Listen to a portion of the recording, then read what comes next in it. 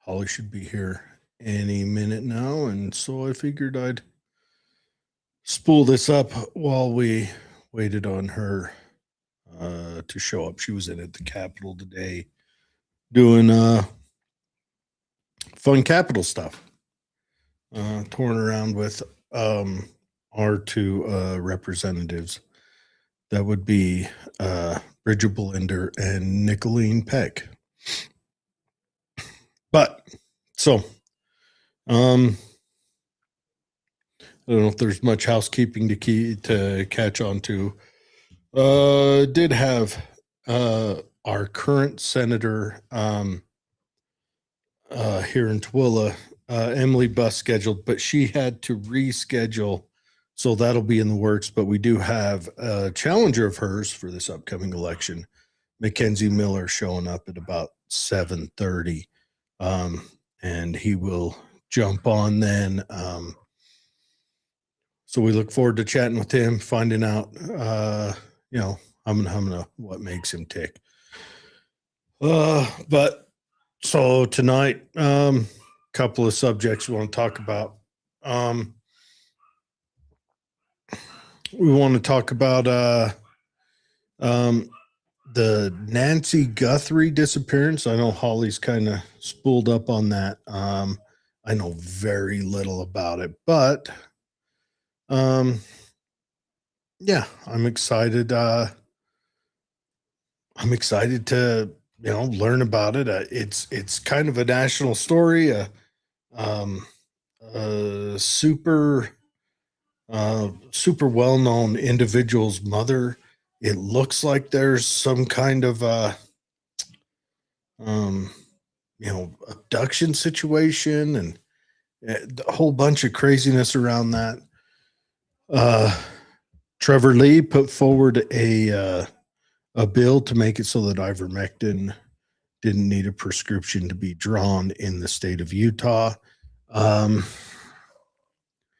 I haven't tried getting it, but what I have heard is concerning, and so we'll cover that and talk about that, and then some airspace shutdown went on down there by Amarillo or El Paso, Texas. So we're going to find out a little more about that. Holly has shown up. She's just got to put down her 85-pound bag. Look at that beast. And yeah, we're going to also look into that. I guess that's something I just heard about. Holly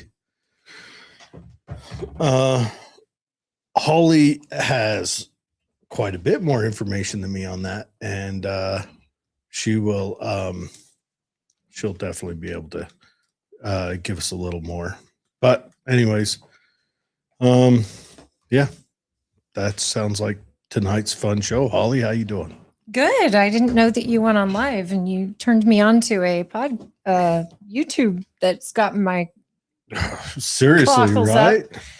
No, I did get the book, and I will read into it further. And then I also would like to. I don't fact checked is probably the appropriate word, but fact check what he says. Slide over this way, like what he says about the Mexican president Scheinbaum in there. That has me extremely concerned. His name's Peter Schweitzer, right? Yeah. Yeah. Phenomenal. Hi, guys. I'm sorry I'm late. I came right from the Capitol to be here, and that was awesome. So my thanks go out to Bridget Bolinder and Nicolene Peck. The representation up there has been great today, and they're just doing a lot of work. We've got grinding. They are grinding. Our whole legislature is up there. It's just like a well-oiled machine. It's just one meeting to the next meeting to the next meeting. And I'm just really proud of our representatives. How did they, man? Oh, I think only crazy people would sign up for that gig. But Holly, how are you? Great. You know what? With Prop 4, repealing Prop 4, I have to thank all of you that came out and met with me Thursday night last week, and all of you that came out. And we are right down to the deadline. And I will be. Why don't you ever bring one of them books over here? I have one. Okay. I will be at the Tooele Chamber of Commerce on Main Street tomorrow at 6:30. Thankfully, I get to be inside. The county party is doing a private event. I won't be bothering them at all. But if you want to come stop by and sign, I would love to have you. If you don't agree with this and you think it's totally crap, don't come. We don't want any debates, any problems. We only want people who are interested in signing and who have researched what we are doing and repealing. And if you'd like to sign, you need only be a registered voter. We accept Democrats, independents. I've seen all. And Republicans. Anybody that's registered to vote is welcome to sign. And it takes just a couple of seconds, really. And you would be most welcome. So we'd appreciate it. Tomorrow night at 6:30 at the Tooele Chamber of Commerce. And I might be outside the building or inside. It just depends. We don't want to, we've had a lot of people that have been pretty nasty, and we're not trying to rally people or rock the vote. This is merely a petition to get it on the ballot. And right now, 6,000 people, a little over 6,000 people have voted for Prop 4. Are you telling me the Democrats don't want democracy? No, and they solve gerrymandering by gerrymandering. And a little over 6,000 people voted for Prop 4. That should make all of us sick, because 6,000 people are determining the fate of 3 million. So if you're not registered to vote, please register. These are things that will turn our state blue if left unchecked. And if you want our state to be blue, that's great. Keep fighting. Just remember, a precedent like this can be used against you if allowed to continue. And that means if we're letting judges legislate from the bench, which is not their job, and we can leave them without you and I, our voice, our decisions, our values, we can't fire them. If you don't agree with your legislator, you fire them at the ballot box.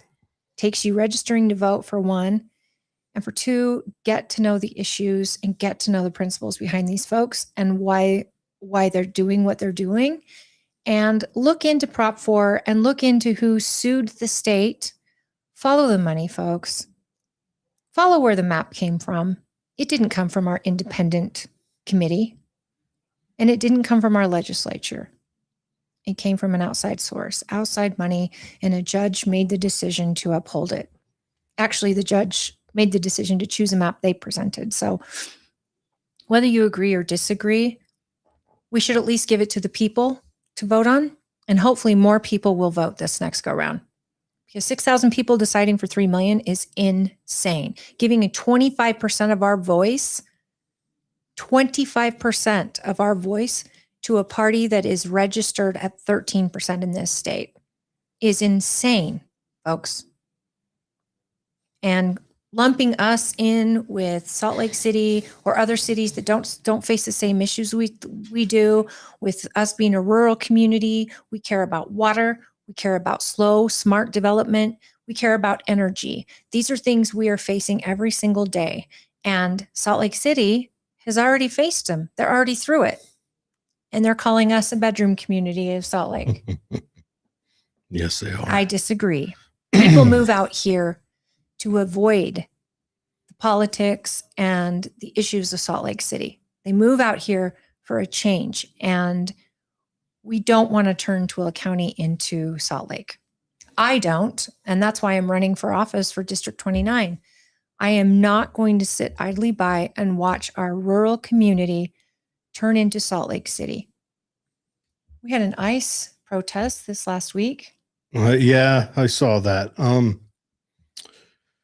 Yeah. Okay. All right. That's all done. Anyhow, so on to the stuff. I haven't followed it very much, and I really should because, it's a big deal. I mean, some elderly lady that sounds like the family does have wealth was Well, Samantha Guthrie is very rich. I mean, yeah, she's well, and her mom apparently has wealth as well.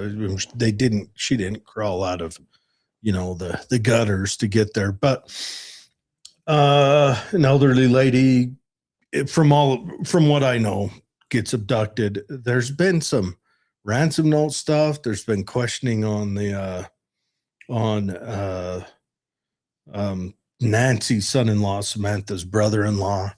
Um, the house that she's in is huge.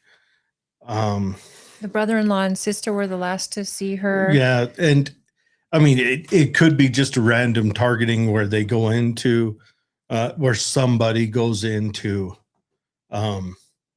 just take someone. They are down kind of close to the border, and there has been instances of people being taken in Mexico. A 17-year-old girl was taken before Nancy. I don't know if there's a lot of across the border kidnappings for ransom. Haven't looked into that, but we do know that happens in Mexico.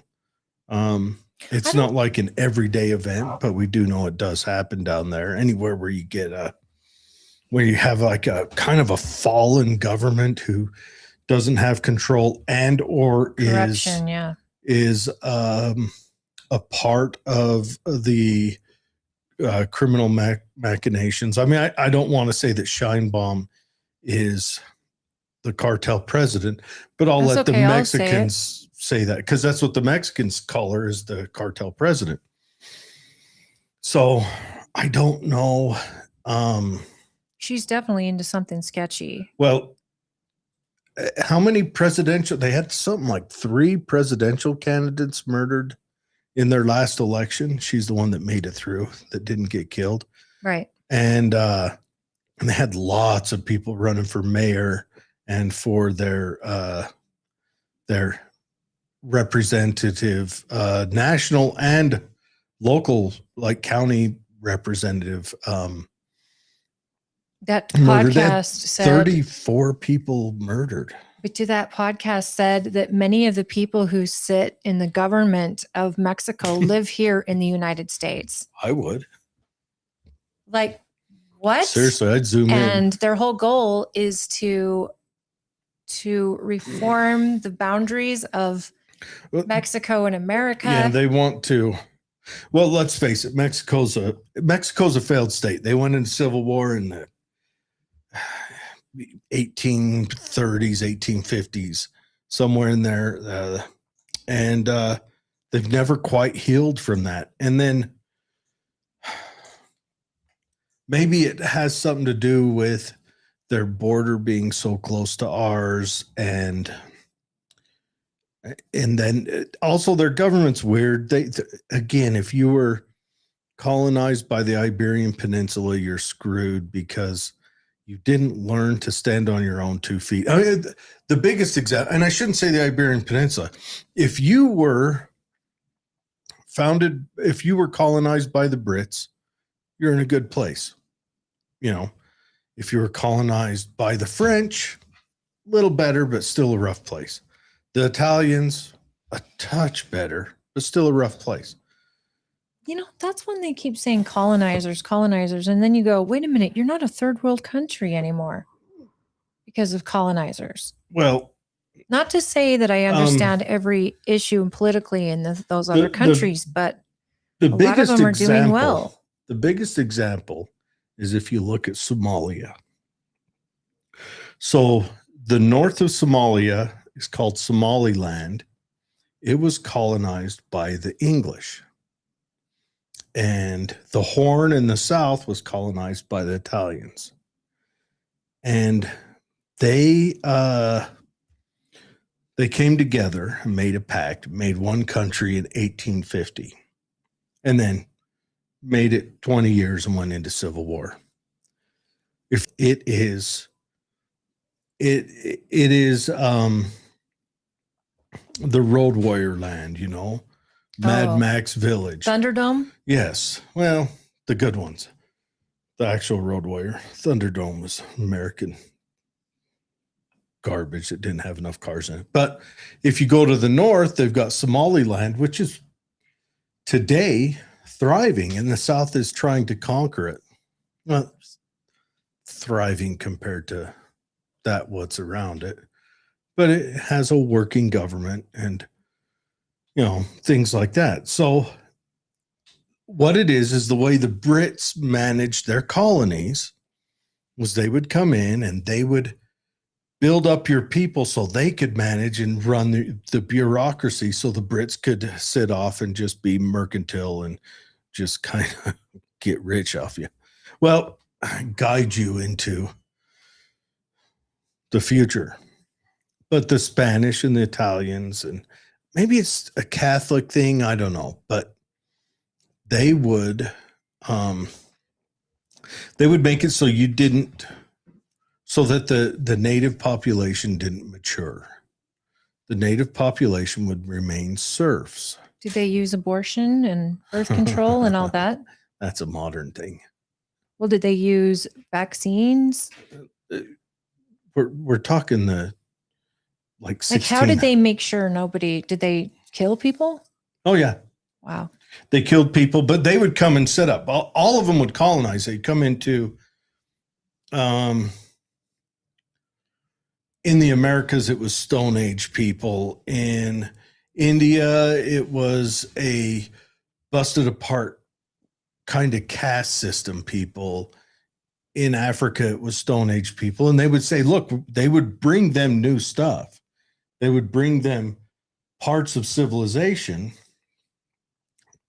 But the way the Spanish did it, and the French to a lighter degree, and the Italians to a lighter degree, is they made it so that every decision had to be made in France. And they would have a governor that was in charge, even of, like, if they started a business, say a plantation, they would have a governor that was in charge of it that was French or Spanish or whatever. The Brits, they would raise up and first build the natives into middle management and then allow them to manage it and make them kind of British citizens. Now, maybe the Brits learned this lesson along the way, because the colonies were set up by people who fled Europe, and it was kind of a faraway place, and the Brits were a little bit hands off. So it was still people that had kind of the economic understanding of Europe and in England when they came over and set it up. But were they religious people? Multitudes of religions, all of them. Right. Mennonites, Protestants, Catholics, Baptists, all that. And they left for one of those reasons, that they could some of them their faith and build a piece of property. Some of them that would be, I think that's for them. That's in our lore. That's a little bigger than for real. Like they always talk about how the Puritans left for religious freedom. The Puritans left so that they could stop any other religion from happening. So yes, in a way they left. No, they couldn't do that in England, right? They couldn't do that in England. They couldn't do that in Denmark. The Mennonites come out of Germany. They left for, yes, religious freedom, but to practice as they will. But a lot of them were what's called second sons. So first sons inherit all the wealth. Second sons go out to find and make wealth. Right. So they get a stipend. They come over here and they get to start fresh, where most of the land in Europe's already owned. Okay. So back to Mexico and their growing of their border, and Mexico has paid protesters involved in these ICE Well, protests. that's the claim. I want to look into it some more. I'm going to check out the book and double check it. Peter Schweitzer's a pretty knowledgeable He person, is and he is on the inside. 100%. I want to see if Scheinbaum actually has that anti-US anthem at all of her meetings. I would like to see that for myself and see if that's for real. And if it is, I'll definitely bring it up here. But so, yeah. And it's funny. All my left-wing acquaintances are, they call us traitors for, they say we don't obey the Constitution, but what they mix up is they mix up the Statue of Liberty, the plaque down at the bottom that says, "Give me your weak and your humbled masses, humming, yearning to be free," whatever. That wasn't declared by any of us, by any United States person. That put on there by the sculptor. Yeah. And where was he from? France. He was a frog. So now, granted, we had a complicated relationship with them at that time. Either way, we were still registering people. And we knew where they were from. They had intentions of what they were going to do. 100%. I want to see our immigration system reformed, however. But I also want to see it.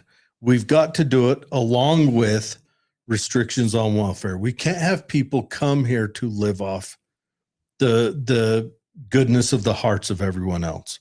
It's not goodness of anyone's heart if there's a gun pointed at your head. I should say the involuntarily goodness of their hearts, because taxes are stolen from me either, at the end of the year or monthly, or it's stolen by way of inflation.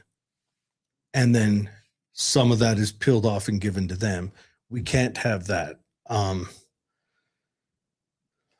I have, I'm an independent, and I happen to see myself as a rather moderate person on most circumstances, but the Democrats have lost me. And now we're going to have a Democrat later on in the show, and I don't want to go hard at him, but they've lost me because more often than not, at a Democrat rally, I would expect to see no flag or a foreign flag. Or the U.S. flag upside down. That's what I saw a lot of. At the protest, but I'm talking about at a rally. And we've talked with Katie Adams Anderson, who is a Democrat, about this, and she laments it.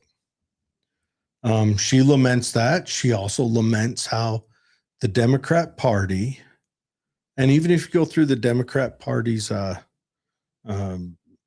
they're for, their platform, she laments that the Democrat Party is for everybody except white men. And I know by me saying that sounds like I'm, race realism or whatever, but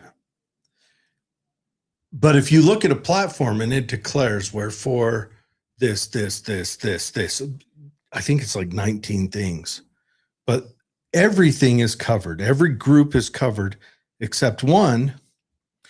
That's got to make you wonder, like, has the Democrat Party been co-opted by international groups that want to see the U.S. taken down? I don't see how it can't be, because at the end of the day, I mean, when you're talking, and there are Democrats in my life that I absolutely love, and I treasure the relationship with them more than I hate the party. So I want to keep that relationship and keep politics out of it, because it matters to me to stay close to them. But when I'm talking to other Democrats that I don't know, I keep asking myself and them, you are fighting Right now, at the end of the day, it's like you're fighting to protect criminals. And the worst types, child sex abusers, traffickers, rapists, like you're willing to die to protect these people. Head around that. It's the same with the abortion issue. You're fighting so badly, knowing at the end of the day, it is for the babies are getting murdered in ridiculous numbers, more now than before Roe versus Wade. And why? Why can't the Democrats that I grew up with in my family are different than the Democrats we see today? They were the liberals. They were the free speech absolutists. Well, that's because they weren't in charge then. Look, the Republicans are on the rise. So right now, I lean closer to the Republicans because they're on the rise. I'm not kidding when I say in 10 years, I will want nothing to do with the Republicans because they'll become nutcases. Well, they're making me crazy because they're not doing enough. No, they'll start pushing stuff that, like the Democrats now push these nutcase issues. And so timeline it, here's how it happens with the Democrats. You get the Frankfurt School guys come over. They first get into Columbia, and then from there they start spilling out into other schools, and they focus on getting into the areas of the school that hire other teachers. And by doing that, they hire like-minded teachers. So 20 years ago, there wasn't parity in the schools, but it was, out of 10 teachers, you'd have 3 that were Republican or leaned conservative at the time, which doesn't reflect conservative and liberal today, or conservative and progressive. But nowadays it's like if out of 10, if you had 1 Republican, you'd be shocked. The only places, so, and what it was is you get a group of them sitting up there and they hire like-minded people for the positions. And so that reinforces it. So the Democrat Party is getting funneled through the colleges. That's almost exclusive, right? You get a few outliers. Now, what the Republicans did to reinforce it, we've already talked about the teaching the Bible or teaching intelligent design in biology class. By teaching that, and granted, the Republicans may not have had the message that we have to teach the Bible, but by trying to push intelligent design in, that gave leverage for the Democrats to come out and say they want to teach the Bible in biology class. And that's what chased away your intellectual independence of the late 90s and early 2000s.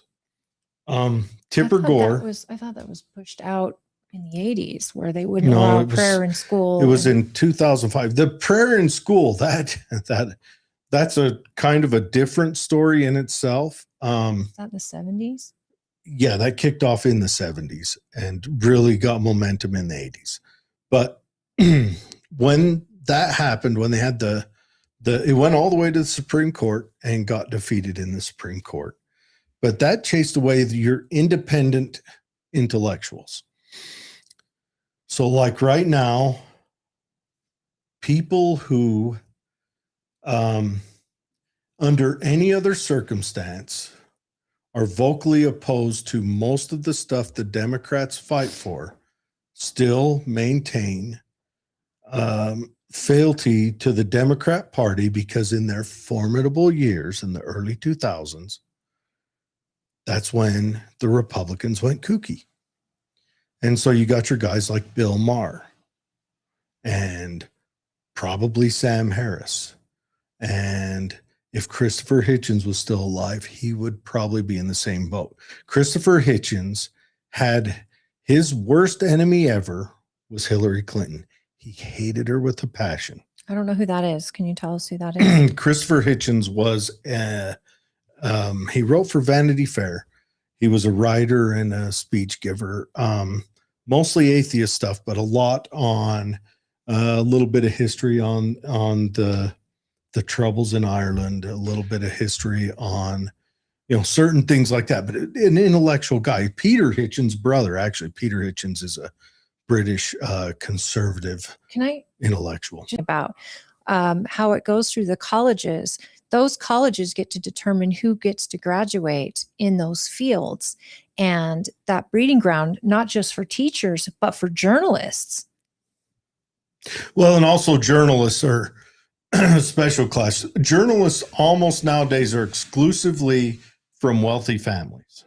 So they're all from families that have a parent or a grandparent who earned it. So they're that separated group that they end up being champagne socialists who grew up on Easy Street, but they look down and say, why do these poors have it so hard? We've got to do something to help them, because they don't understand that. Yeah, they need someone earned it. Yeah. Okay. And that's one of the journalist problems, because nowadays journalism, where there's no longer a blue collar journalism, where now it's more of either a pretty face or a name that gets you in there, or you work for the CIA and get in there that way. We don't need to talk about Anderson Cooper exclusively. Citizen journalists who are kind of we do, and they're people now. Well, they're taking over. The journalism's dying, but we're living at the end of this journalism thing, because where they have to start out as interns, and they have to do it in New York, left wing groups. Well, it's not just left wing, in expensive places. Right. So they have to have wealthy parents that can carry them through that however many years of internship. And then you've got, Anderson Cooper. Isn't he a Vanderbilt, I believe, if I'm correct? Anderson Cooper's a Vanderbilt, also interned for the CIA. But we don't need to talk about Operation Mockingbird right now. I had no idea. Yeah, he interned for the CIA in college. I wonder if that was not what plowed his way, because he went almost right into on-screen media, where most of them have to suffer a little while. Well, he's got a pretty face too. Sure, but there's lots of interns that have pretty faces. Right. But he plowed right through. But that could have been a mix of, Mockingbird and what about Don Lemon? Vanderbilt. Don Lemon. Well, Don Lemon is token. Okay. Black guy, gay. DEI. Yeah. Because I don't know that he has any brain cells. Oh, he might have two, but the friction between them burns one of them out. I mean, I'm still baffled at some of the stupid stuff that comes out of his mouth. Every day. But so you look at it, that's kind of the path. But anyways, let's go back to Nancy Guthrie. Let's cover that, because we got sidetracked on me giving one of my today my mind was running on a different theory I'm working on right now. This is a future theory. One day I'll bring it up. Let Holly see what she thinks. I know that the video broke about the person at the front door trying to cover the camera with bushes, or it looks like cilantro to me, cilantro. And I don't mean to laugh, because this is very serious. I'm glad. What I'm amazed at is how much coverage they're getting on Fox. It's like 24/7. Because Fox, that feels like it's it feels to me, just right off the block, it feels like it's a distraction. I don't trust. So I'm always wondering, what's happened? And new Epstein files were dropped. Yep. I know that this is probably the most horrific thing that this could ever happen to this family. I know that there's nothing, I can imagine that this is just horrific. I don't know if Savannah Guthrie was the target to hurt her. Nobody, I don't know if anyone knows, but this definitely is hurting her. She's not at the Olympics. She's supposed to be. People have said, well, she's interviewed the survivors from Epstein, and I don't know any of that. I hate to judge, and I hate to say hope is lost, especially after, Elizabeth Smart was taken, and and it got every news media in the world on it. And then for her to come back, what a blessing. So I don't want to get negative, but I know that the mom is got health problems. She needs medication. We're on day 10 or 11 now. And for this video just to be coming out, the FBI did say that they're going through corrupted. They're trying to weave through and to figure out, track her steps, trying to watch the camera. She didn't have a subscription on her Ring device, which I hope all of you consider getting that subscription. If you don't have it, then you can't access the past. You can only see what's going on in real time. So, do you have the photo of the guy on the porch or girl? Yeah, Rio Rico. I mean, she is like 20 miles from, if even 20. On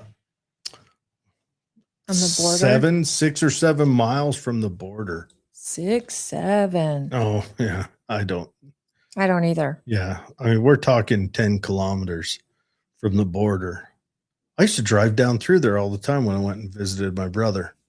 He was down there at Huachuca. But yes, we have some pictures we can show. But so you want to see the picture of the guy covering the camera? Or the one that actually shows him.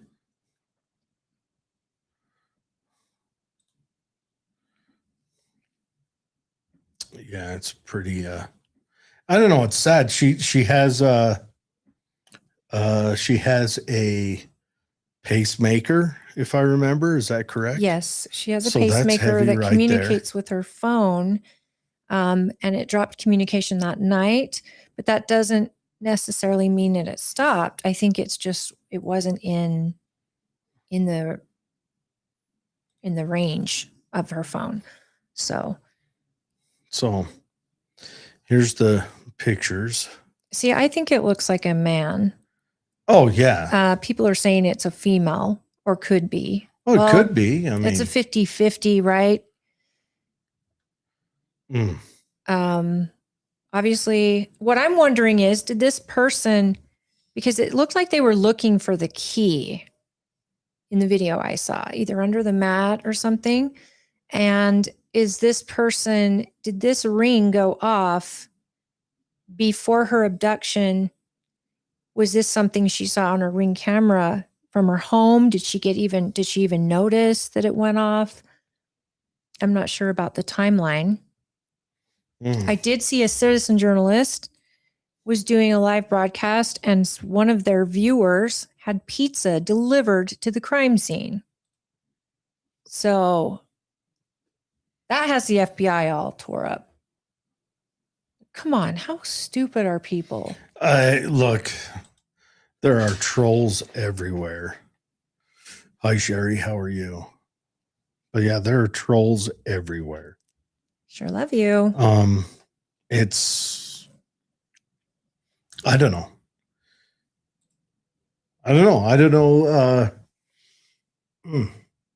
So she goes missing. Apparently there was a ransom note that they said we got a ransom note, and then they redacted that they said a ransom note. It was a troll. Yeah.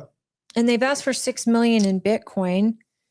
And then they also took a guy into questioning and then released him. So either they didn't get enough evidence to keep him or whatever else. That's another hard part. So let's say someone gets abducted and you have a strong suspect, say a single suspect abduction. Do you grab that person and hold on to them long term, where a woman who is in her 80s with a pacemaker and on, I'm sure, a handful of medication, do you hold them where that might be the only lifeline to keep her alive? I mean, I would think I would do something different. I'd put a trace on their vehicle or or figure out how to put a trace on them, try to find out their movement patterns and find them that way and release them into the wild. If you were kidnapping someone? No, if I was the FBI. Oh gosh, I'm like, here's how I would have done it. Their witnesses do claim that the white van was seen in the area days before the abduction.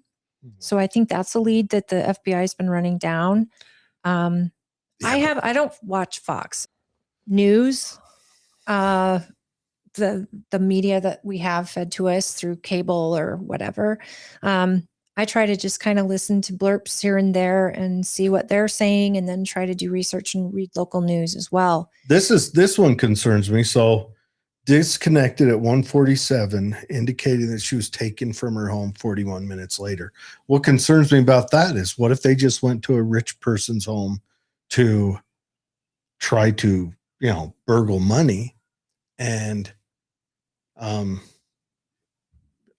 little old lady with a pacemaker, they cause her extreme harm, and then they just take the body. No body, no crime scene. Like no body, no crime. Yeah. Well, and that's what worries me, is that that this woman is in bad way. And the more days that go by, it's just scary. And then you get anybody with a phone and a Bitcoin account could reach out and ask for ransom. How do you know who's real and who isn't? Yeah, Bitcoin is hard to trace. Yeah, well, and that's the hard part is they're asking for ransom in Bitcoin. They could just snatch it and run. That's it. Oh, Jordan. What's up, Jordan? Missing woman from Arizona is just sad. Hope she's found quickly. Yeah. What do you think of Rep. Thomas Massey? This Epstein stuff is just drama. Maybe, I don't know. Look, Massey and Rohanna, I know Republicans are supposed to hate them right now, but I think this Epstein stuff needs to come out. We need to get to the bottom of it, because if we have the rich and powerful of our country are wholesale abusing people, abusing young ladies like that, this needs to be known. We need to nip it in the bud. These sacrifices to Moloch in the name of the state needs to stop. I can come up with lots of reasons why Trump would innocently not want it to come out, because let's face it, if we find out that all these names of all the rich and famous are involved, our economy is going to have a hiccup like we have never seen. It will make the Great Depression look like a minor speed bump in front of a school. It will be massive. It will. Did you watch for you out there, did you guys see the Super Bowl commercial with the victims where they had tape over their mouths saying that their voice isn't being heard and all of that? That kind of set me off a bit. No disrespect to the survivors, and I hate to call them victims, I mean survivors. But these are the people who know who victimized them, who hurt them. And they're not telling, right? Thomas Massey is asked for these names to not be redacted. He is making waves, and he's called for a private meeting to get the names. That is an argument. I'm absolutely for Thomas Massey. The man has a 99.9% freedom rating. Let me argue this point. If I was one of those young ladies, so you see a group of young ladies that come forward in the early 2000s, and by reports, there may have been some young ladies murdered by this gaggle of dirtbags. They come forward to the FBI, and the FBI sits on it. Would you be the one to come forward and say that name again? Because you're solely in the sights of the bad guys. Well, here's my problem. Now, if any time, it would be now, because people are listening. Seriously. I mean, and if they have signed NDAs or anything like that, we've already learned those don't hold up in court. I'll scrub the NDAs for them personally. And I mean, no disrespect. I just want them Sell it in a book if you have to. If it's money you're worried about, if it's witness protection. I mean, I think they hold the key to who did this to them, and they deserve justice. And there's probably a lot of people that can't talk now because they were victimized. And I'm hope truth comes out, whoever side it is. If it's Republicans, great, get them. And if it's Democrats, get them. And I don't want anyone unjustly accused. So I do want this to be an investigation where they get the guys who did this, or girls who did this. That's a tough one. How do you secure a fair trial now? Maybe it'd just be better but either way, it will destroy our economy. I mean, imagine if it's, what's that? Les Wexner, just his group. He owns Victoria's Secret and all these different modeling groups and everything. That's what percent a drop. And then you get Microsoft with Bill Gates. What percent a drop comes from all that? All these economic hits. It will be Bill Clinton. It'll be a crap. Bill Clinton. Bill Clinton could be scrubbed. Bill Clinton was the birth of the modern Democrat Party. Yes. But they could wash him away and not even think twice. But his about influence throughout that time. And even George Bush Sr. has been accused. Was his name on there? Yeah. Oh, the old head of the CIA. And the more that comes out about Trump, the more it looks like Trump was trying to help CIA or the FBI take him down. Like, but for your question, Cher. Oh, yes. Was there any forced entry? Sherry asked, was there any forced entry? Was it the garage or the back door? It looks like it was the front door. And law enforcement keeps saying they're not confirming forced entry. Yeah, they haven't mentioned forced entry, but it looks like at least the Ring camera was on the front door in the entryway to the house. Jordan says, my dad's favorite team, the Patriots, lost to the Seahawks. I was going for the Patriots also. I usually care about the Super Bowl because of the food and snacks. Yeah. I was pulling for the Seahawks. I've got dear friends in Seattle. My husband and I used to have box seats there once upon a time. I'm a Raiders fan till the day I DIE, but between the Patriots and Seahawks, I was hoping Seahawks to get another Super Bowl. I was rooting for the refs, and they turned up fantastically. Nice. Well, and I used to love the Super Bowl. I would never miss it. We would always make a big party out of it. I used to watch and I stopped watching the halftime show back when it was J-Lo and what's her name from Colombia? Rihanna? No, my hips don't lie. Shakira. Now, mind you, I love both of them as far as, well, I mean, I love Shakira more than I like J-Lo, but I was watching it with my kids. And it felt like a clothing optional type of deal. And I was like, what are we doing? Well, okay. It was gross. I actually sat through the Bad Bunny performance. I went and watched the Super Bowl at Katie's uncle's house, aunt and uncle's house. And they just left it on. So I, sat there, had a plate of, Super Bowl food in front of me. And I will say,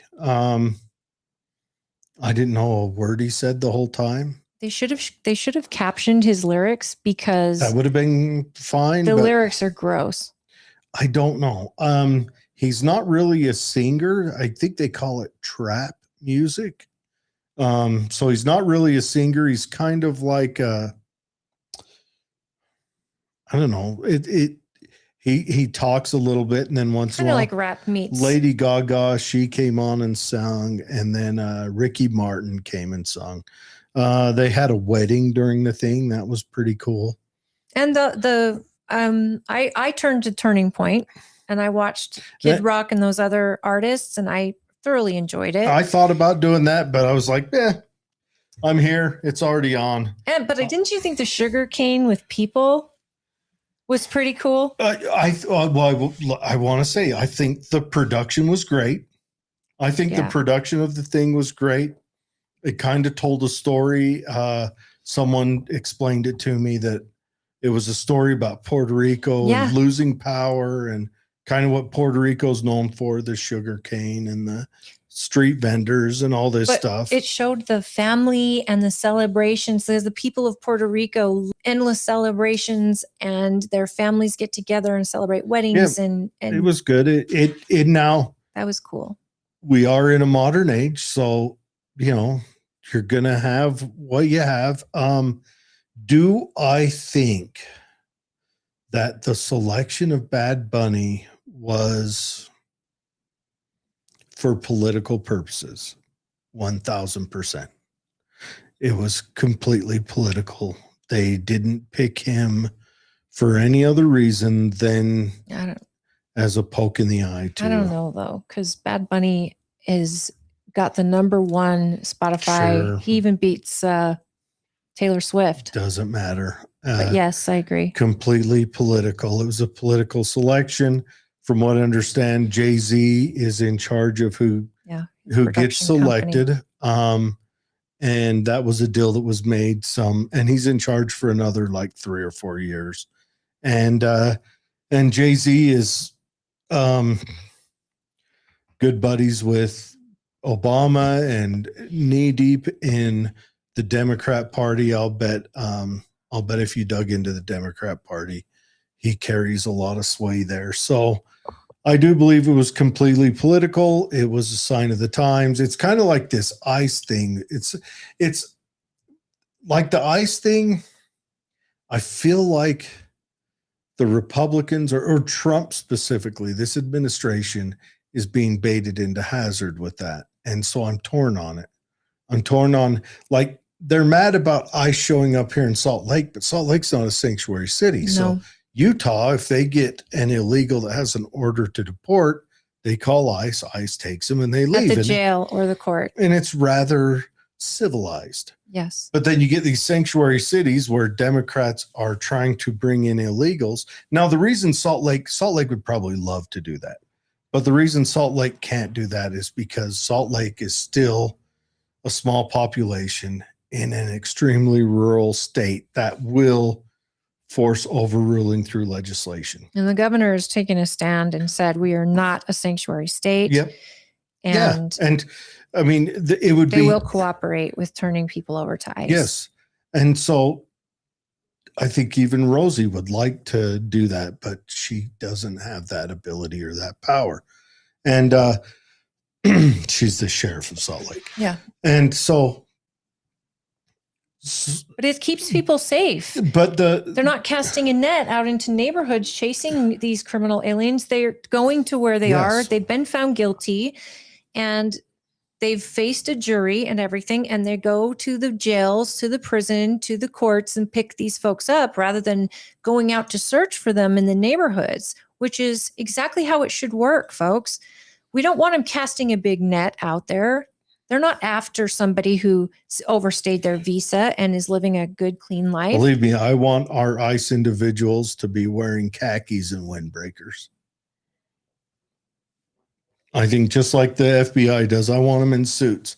I want a body cam on them, and I want them to wear vests. I don't want them to even have to have a body cam where they don't interact on that level, where their interaction is inside of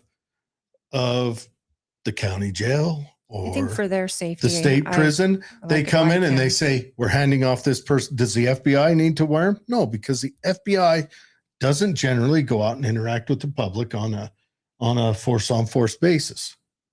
Right? I'm not sure if they wear them they do not. in no-knock warrants and stuff like that. Do they? No, the HRT does not wear body cams. I don't think they do. And sure, if you're doing a force on force situation, I believe a body cam is excellent idea. But generally, I want the ICE to be a bureaucratic job where they show up, they hand the person over, maybe swap handcuffs, put them in the car, and they transport. Then they transport that person to an ICE facility where they process them for going home.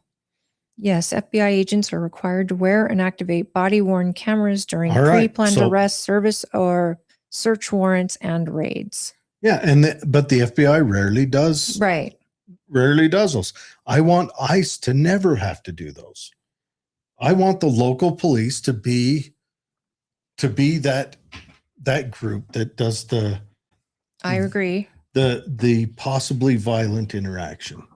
I want ICE to be those that show up, transfer them over, and then transfer them to their country of origin. I think it's gotten out of the hands of the DOJ in a sense that whoever is funding a lot of these protests, which they already know they're being funded. I mean, people are getting off of buses, collecting their signs, going to a location, looking like it's grassroots is getting farther and further away from reality. But whoever's doing it, they're also using our kids. And what's worse is schools are allowing kids to leave campus to protest. As a parent, I would lose my mind at the thought of the school saying, yeah, this is fine. Go out and protest. Protests have been proven to be a dangerous place. We've seen it across the country where it isn't safe. And these kids don't know Shisa from Shinola when it comes to the facts and the end result. What is exactly why you're fighting? Are you trying to free this man who has raped kids or has held up, innocent businesses and robbed them, who's trafficked people? Like, what exactly are you out here protesting? And a lot of kids are like, hey, I get a free day off of school. What? And schools are allowing that? That to me is a problem. And our school districts better have their crap together, because I am not a fan of schools letting your kids out. They're responsible for your kids between the hours of school hours. Well, didn't they have in Texas, they had a protester, high schooler, hit by a car. And that made the rounds for 2 or 3 days until someone finally released the video camera from the other side. The car's driving along and the kid runs out in front of the car and gets hit. Now, of course, when it made it rounds for the first 3 days, they were like, oh, Trump supporter homicide. car hit him. No, it didn't kill the girl. It just, bumped her out of the way. It wasn't, there weren't any blood and hair on the pavement or nothing. But the kid ran out in front of the car trying to stop a car. For all of the less vitriol about the Renee Good situation where why did the cop cross in front of the car? Why did the ICE agent cross in front of the car? Why are kids running out in front of cars? Why? I want to revert that back onto them. Why do your protesters sit on freeways? Right. Remember that one where those two ladies, what was the name? It was like Love and Luck or something were their last names, in Seattle, got hit on the freeway by a car, and they wanted to go hard at him until they found out he was an illegal immigrant from Eritrea, if I remember. In a semi? No, he was in a car. Well, that's good. But he hit him. He's entering the freeway, driving at freeway speeds as it's at night, and they made this people barricade, and he hit him. That is the stupidest idea. I did lead off with their Democrat protesters, didn't I? I don't think you had to say it. There we go. Here's the thing is the right isn't big at protesting per se, and mainly because they have jobs. And when they do protest, at least the protests that I've ever witnessed that tend to be like a gun protest or also a right to life protest, things like that, I don't see violence. Also, I think it's because, and this is my personal experience, I folks. think I don't know how it is across the country. I think it's when I see a protest that is holding up people and interrupting people, it turns me off. Absolutely. And I'm like, Absolutely. that's gross. Blocking traffic's gross. Spitting on people, abusing people, all that's gross.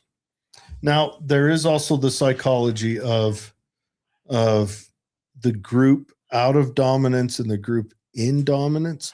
The group in dominance generally will get more violent and vitriolic as they try to maintain it as it starts to fade away.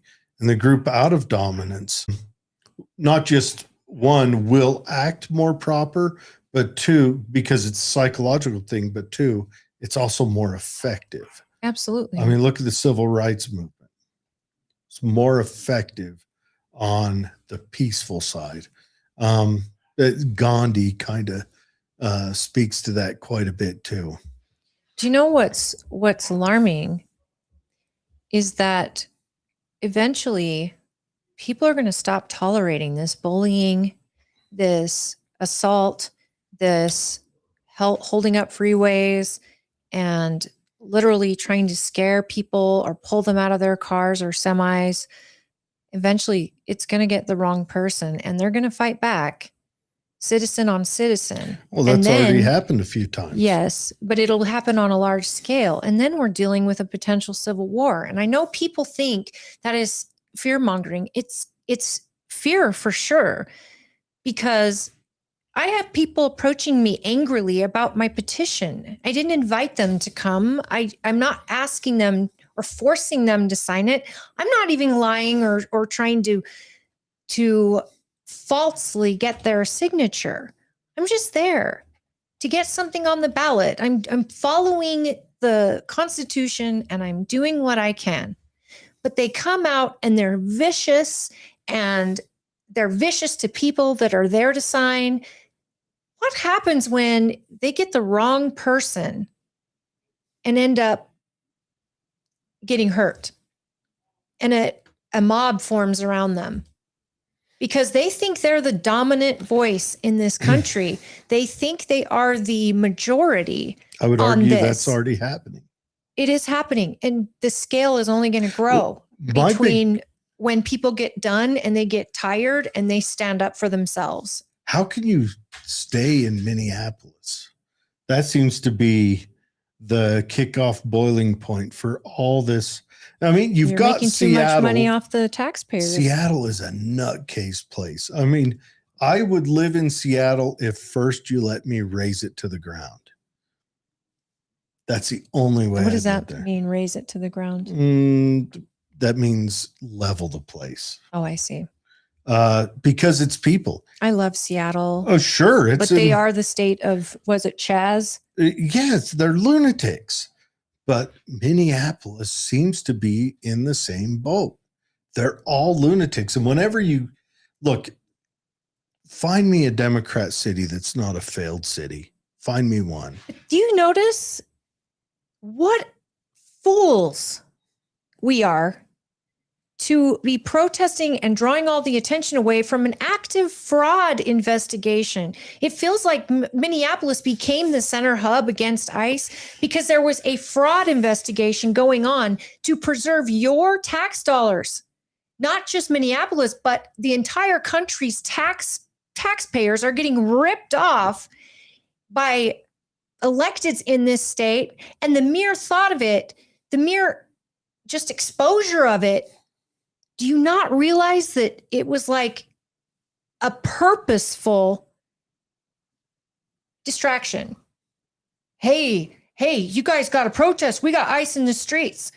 Ignore what's going on over here. We need these useful idiots to go out into the street, and we're calling all these people, and we've got buses coming in because we don't want you looking at the fraud in Minneapolis. Because you notice how it all changed when these protests started. The news wants to report on the protest, not the fraud. That affects all of us. And we're tired of being ripped off. I want to point this out because I'm not laying all that blame on the Democrats. Trump fell for it. Well, yeah. Well, by sending all those ICE agents in, he's the one who threw up the smoke screen. He helped. It's a 50-50 though, in my opinion. He should have he should have said, Minneapolis or Minnesota, we're shutting off your federal funds until you investigate this and come to me with the full report. And then just turn around and keep governing. Do your full report. We're not a part of this. Do your full thing. So now Tim Walz is heroed again when he looked like a buffoon. And if Trump would ice in, and what did he send in there? However million ICE agents. If Trump hadn't have done that, had left the federal footprint the same, the exact same, leave it the exact same, and let the Democrats flop up there, maybe, just maybe, the rural people of Minnesota might have a voice. Well, it makes me sad that now they won't. I promise you, the next person to win in Minnesota is going to be another Democrat.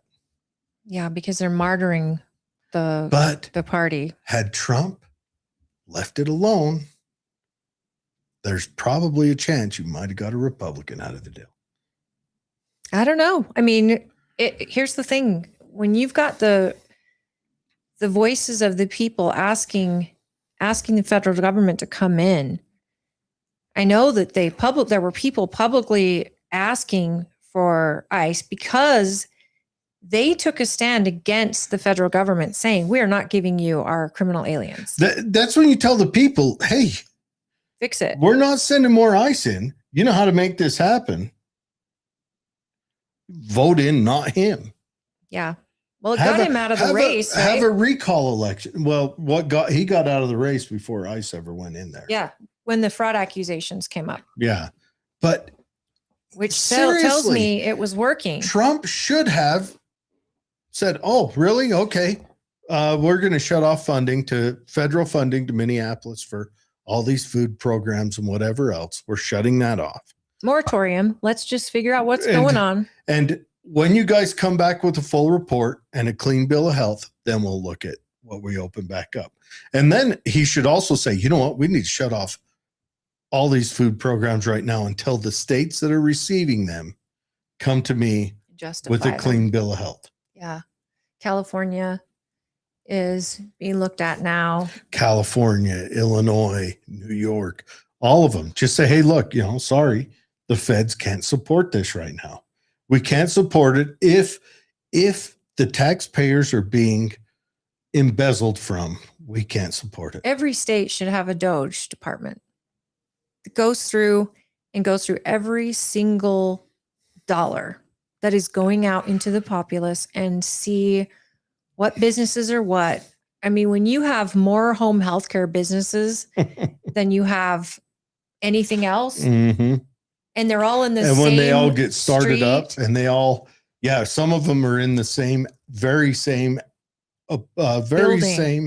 not just building, but very same office space in the same building. Different names. And every employee has the same last name or the last name of the family that's married into yours.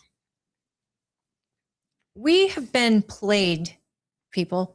We have been played. And thanks to Elon Musk and Doge for taking the wool out of our eyes, or whatever the phrase is. But the problem is we're going back to sleep. Well, not just that, but I mean, as soon as they were done, the Republicans came in and did the big, beautiful bill and replayed it. I mean, I want Haitian prostitutes to be able to learn how to bake and dance. I think that's where our tax dollars should be, right? What about the shrimp treadmills? Yeah, come on. We went to war over taxes on tea, guys, and other taxes, but still, it moved the people to go to war. And now we're lucky if we get 50 cents out of the dollar we make. Well, did my taxes last night, and I am not happy. I don't want to talk about the overtime I worked 2 weeks ago. Remember that day I worked 20 hours straight in one day? All right, no tax on overtime up to a certain amount. Did you already hit that amount? In less than a month? Oh. Well, at the end of the year, they asked me for overtime and my tips. Yeah, and so but I was able kind of to write that expected off. when I sacrificed that, my check would look better than a normal check. Oh no, you pay them to work there, apparently. Good hell. This is a real issue, and it's ridiculous. And all of us should want an investigation. We're all got skin in the game, folks. And if you don't have skin in the game and you're benefiting from taxpayers, then take it back taxes, get to the bottom of this, because it isn't fair. And if we really, really want to fix our country, we have to go after those who are breaking the laws, whoever it is. I don't care what party it is. I don't agree with Republicans embezzling money from the taxpayer or Democrats. And I sure as heck don't want to have to pay for a government so bloated that we don't notice a couple $1 billion here or there, or we don't fight to stop it for the most stupid reasons. We're literally funding our demise. We're funding our demise. I am seriously hoping that we, I don't know. Globally, there's so many moving parts right now. It feels like Europe's trying to, and maybe it's us. I mean, we carried them for so long, but Europe wants to disassociate with us, and that's fine. I mean, we finally get a president that comes in and says, yeah, I'm going to take care of my people. Granted, Trump has made a lot of mistakes and he's very vain, and I don't know, there's something with the Trump coin in Saudi Arabia for AI tech deal that went on, and I need to dig into that some more, because that's concerning. That I don't know how I feel about Trump starting a Trump coin on his own. Maybe it's a soft landing for a collapsing financial system. I don't know. It all feels like we're in a rough place regardless right now, you know? It is. And, Trump, no matter how good Trump is, no matter what Trump does, there's no way for him to fix the economy in a short period of time. And we're losing young voters because they feel disenfranchised, because they're not seeing affordable housing and interest rates fast enough. And I understand that, but you have to think about it, folks. It took 4 years to get us where we are. I don't know if that's going to happen. And it's going to take 3 years, if not more, to get us out of it. Ronald Reagan, it took him quite a while to get us out of that interest rate that we were in with Carter. And I don't know that the way he did it actually helped. It was Volcker, Reagan's Fed chair, who put us in the 17% interest rate. Was 17 or 19? That put us in that to slow inflation that we got under Carter. Because Carter, we had stagflation, which is really bad. That's where you have inflation on top of a disgrowing economy. And that usually happens. You'll notice that usually happens whenever countries dive into socialism. They end up with stagflation because they don't have any growth, but at the same time, they inflate to give everybody everything. I mean, that's essentially what happened in Venezuela. What happened under Carter was an influx of a lot of things. I'm just talking about the time it took to get it turned around. Oh, it took. It wasn't overnight. It was years. Yeah, it took 3 years. Into Reagan's second term, even. And that was a decision made that he increased the interest rate so that new loans weren't popping new money into existence over and over again. And we've had that 0% interest rate since Obama, that low interest rate, which means whenever you go in and get a loan, that money appears into existence, right? It's not like digitally, right? Yeah, everything's digital now. Specie is like 10%, or not even 10, like maybe 1,000% of money. Specie is what's in print. That's what's there. It might even be less now because they took the penny out. But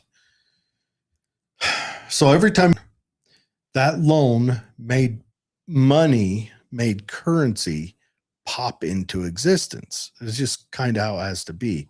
I don't know if I've heard people say we're not on fractional reserve anymore, but let's just go off the fractional reserve model where if a bank wanted to give a loan for $10, it had to have $1 in its vault or on its ledger. So that means $9 appeared out of nowhere, right? Plus the interest off of that. So if it's a 30% interest, another $3 appeared. So when you raise interest rates, that means banks are less likely to give out loans and people are less likely to go get loans. So that means less of that money, that and supply and demand pops into up. existence. Less of that pops into existence to slow down inflation. And it's hard. It's hard. Both ways are hard. Both ways hurt. It hurts the economy. It hurts the real economy and corporations and everything. They don't hire as much and they don't innovate as much. And well, then we get the opposite side with Clinton, where he's like, hey, we want to make this affordable and don't worry about your credit. And let's have banks give out loans. And it was like cutting the legs off of people because honestly, they could not afford their mortgage, even though all of the evidence showed that they would struggle because of their credit history. A lot of it said, hey, this person's a high risk debtor. We have to make sure that we're getting their checks or their monthly payments. And then one dip in anything. Yes. Well, it forced the banks to leverage themselves and their members into giving loans to people who didn't have the financial maturity to manage them. Yeah. And therefore you get a collapse. And then to make up for that, banks started packaging and trading these loans off to each other. So they would package these loans together, a group of 50 loans, and they would have a certain amount of safe loans and a certain amount of unsafe loans, and they would trade them across to each other or sell them to each other. What's the movie called that went into the 2008 disaster? The Big something. Yeah. If you haven't seen it, I think it's on Netflix. It really describes. I never saw the movie, but what was happening in a way that you get engulfed in the movie as far as like the characters and what's happening, and they got great characters in there. That covers the Lehman Brothers collapse, doesn't it? Yeah, whoever it was that bet against the country and not the country, but bet against banks and homes and all that, and they had a huge windfall. Well, the shorts, yeah. The Big Short, I think, is what it's called. The shorts those are big ones. That's when you go into the stock market and bet on losing, and you win on losers. I don't know, but we should have Mackenzie joining us here any minute. Hopefully he makes it in here. The movie was made in 2015. It's got Brad Pitt in it, Steve Carell, and it's based on Michael Lewis's book about a group of outsiders who predicted and profited from the 2008 housing market collapse by betting against the subprime mortgage market, which was unheard of at the time. Wow. They were buying tons. They were putting so much money into betting against banks who had these subprime mortgages. The banks were forced into doing it. Right.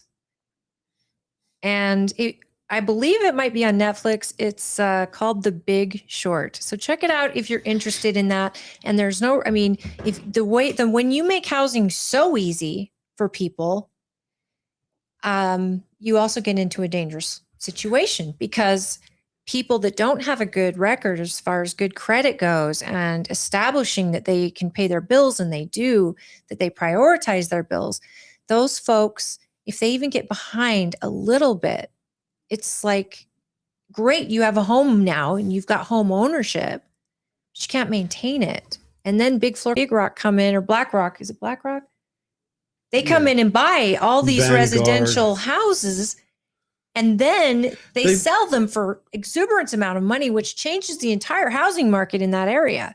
Well, they really don't own that many, but so you've got Vanguard and BlackRock, which their big command on the economy is they're the ones that started the kind of ESG. If a corporation wanted to get loans through them, they kind of started ESG modeling in order for corporations to get loans, which is why corporations went so kind of hog wild over the last however long and started hiring people that were unhealthy for their corporation. Like Harley Davidson hired an eco-Nazi to be the head of Harley Davidson.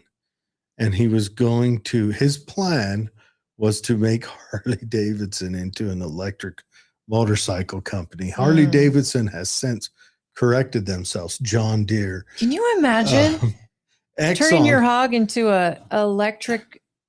I mean, you'd have to buy a recording device to make the sound of the epic sound that the Harley makes. Exxon had, if I remember, it was a 8-person board, and they forced it so that 4 of them were eco-Nazis. Exxon.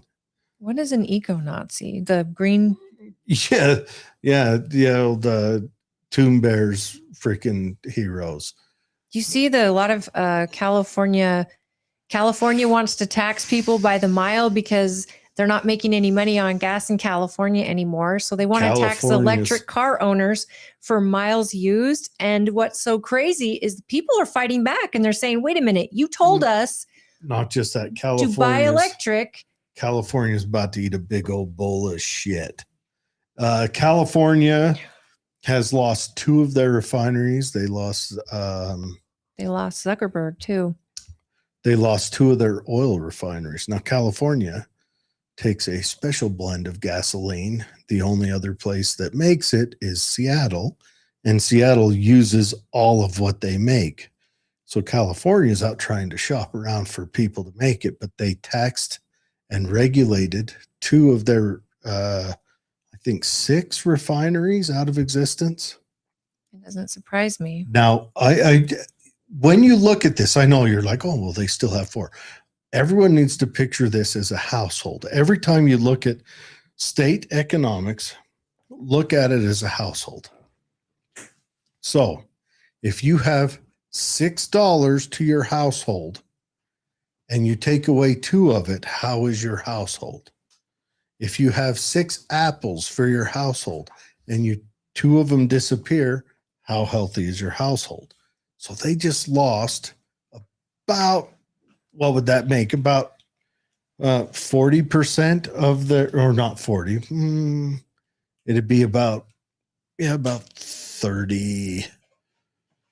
No. This is a state who has to have rolling blackouts and things because they can't. But this is their gasoline that drives their keep trucks. Their electricity going, and they want everyone to be in electric cars. Well, it's not, but no, this is deeper. This is about their trucks, about the things that deliver food to your stores. It's about the things that deliver clothing to your stores. It's about the things that deliver the things to the things. And that's really deep. By losing that, California's prices are going to explode. And And they're California already is on the reaching edge. out, has reached out to Utah. We can't help them. We don't make that blended gas, and we use ours. They've reached out to Arizona. They're reaching out to Seattle, and nobody can help them. So California democrated their way out of prosperity. The California, if California does not, well, the thing that'll save California Democrats is the immigrant push. Because if California didn't have that, the Democrats would handily lose. They would have to. Only retards and actresses would continue to vote for these policies. Well, you speaking of that, the Facebook guy Zuckerberg, he's moving operations out of California, going to Florida. Yep. And it's this tax on billionaires is the stupidest thing you could do in California. It's so stupid. I mean, you're going to tax the people that are funding all your bad ideas. I know. How much more? Zuckerberg is supposed to pay what, $5 billion or something in this new tax, if not 13, it's You're 5 to gonna 13 see- billion. If he's not going to notice, he's got 60 billion in the bank or whatever. No, he noticed. Here's what you're going to see: is you're going to see California. There's already a mass exodus. Let me throw my prediction out. So Newsom is out. He's running for president. You know, that's pretty obvious. The next governor is going to the Fang guy, whoever it is. He's going to. No, is running, right? He got disqualified somehow. I've got to read into that more, but I heard he got disqualified. Have you ever watched when he farted on the news? Oh yeah, that was my favorite. Awesome. Gosh, man, I got a hernia laughing over that. But anyways, the next governor is going to be a Democrat because that's what they'll get there. And they've gerrymandered it so that that's all they'll get. But the next governor is going to say, "Oh, we've hit." You know, they're probably going to blame it on Trump's tariffs. It'll be the message they put out. The tariffs hurt us so bad that we've got to lay down tax incentives on X. And they're going to start out and they're going to make it so that corporations probably start out with specific corporations because Democrats can't bear to not suck taxes out of someone. They'll probably lay it down. They'll try to get automobile companies back, but they're too late on that. So they'll probably they're going to focus on the next industrial revolution. So it'll be tech and AI. They're going to focus on tech and AI, giving them tax incentives where corporations will pay nothing in taxes. And they'll probably give heavy state incentives when they build there. They'll do that to make it attractive for them for new startups to go there. Will it be too late? I don't know. They've got to hope they can hold out long enough to keep some of Silicon Valley there. But that's what they'll do. They'll do that. Zuckerberg first and others will follow. Well, Elon first. And now others are following. Well, first, Eric Swalwell's still in the race as of 2 days ago. The first one to move out was Oracle. Oracle was the first. That was, 6 years ago now? When Oracle moved out. It's insanity, folks. It's insanity to keep doing the same thing, expecting a different result.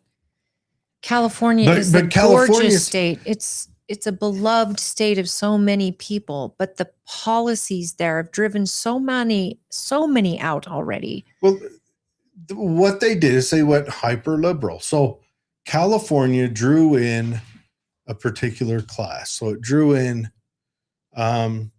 tech billionaires that grew wealth so fast that they didn't recognize it.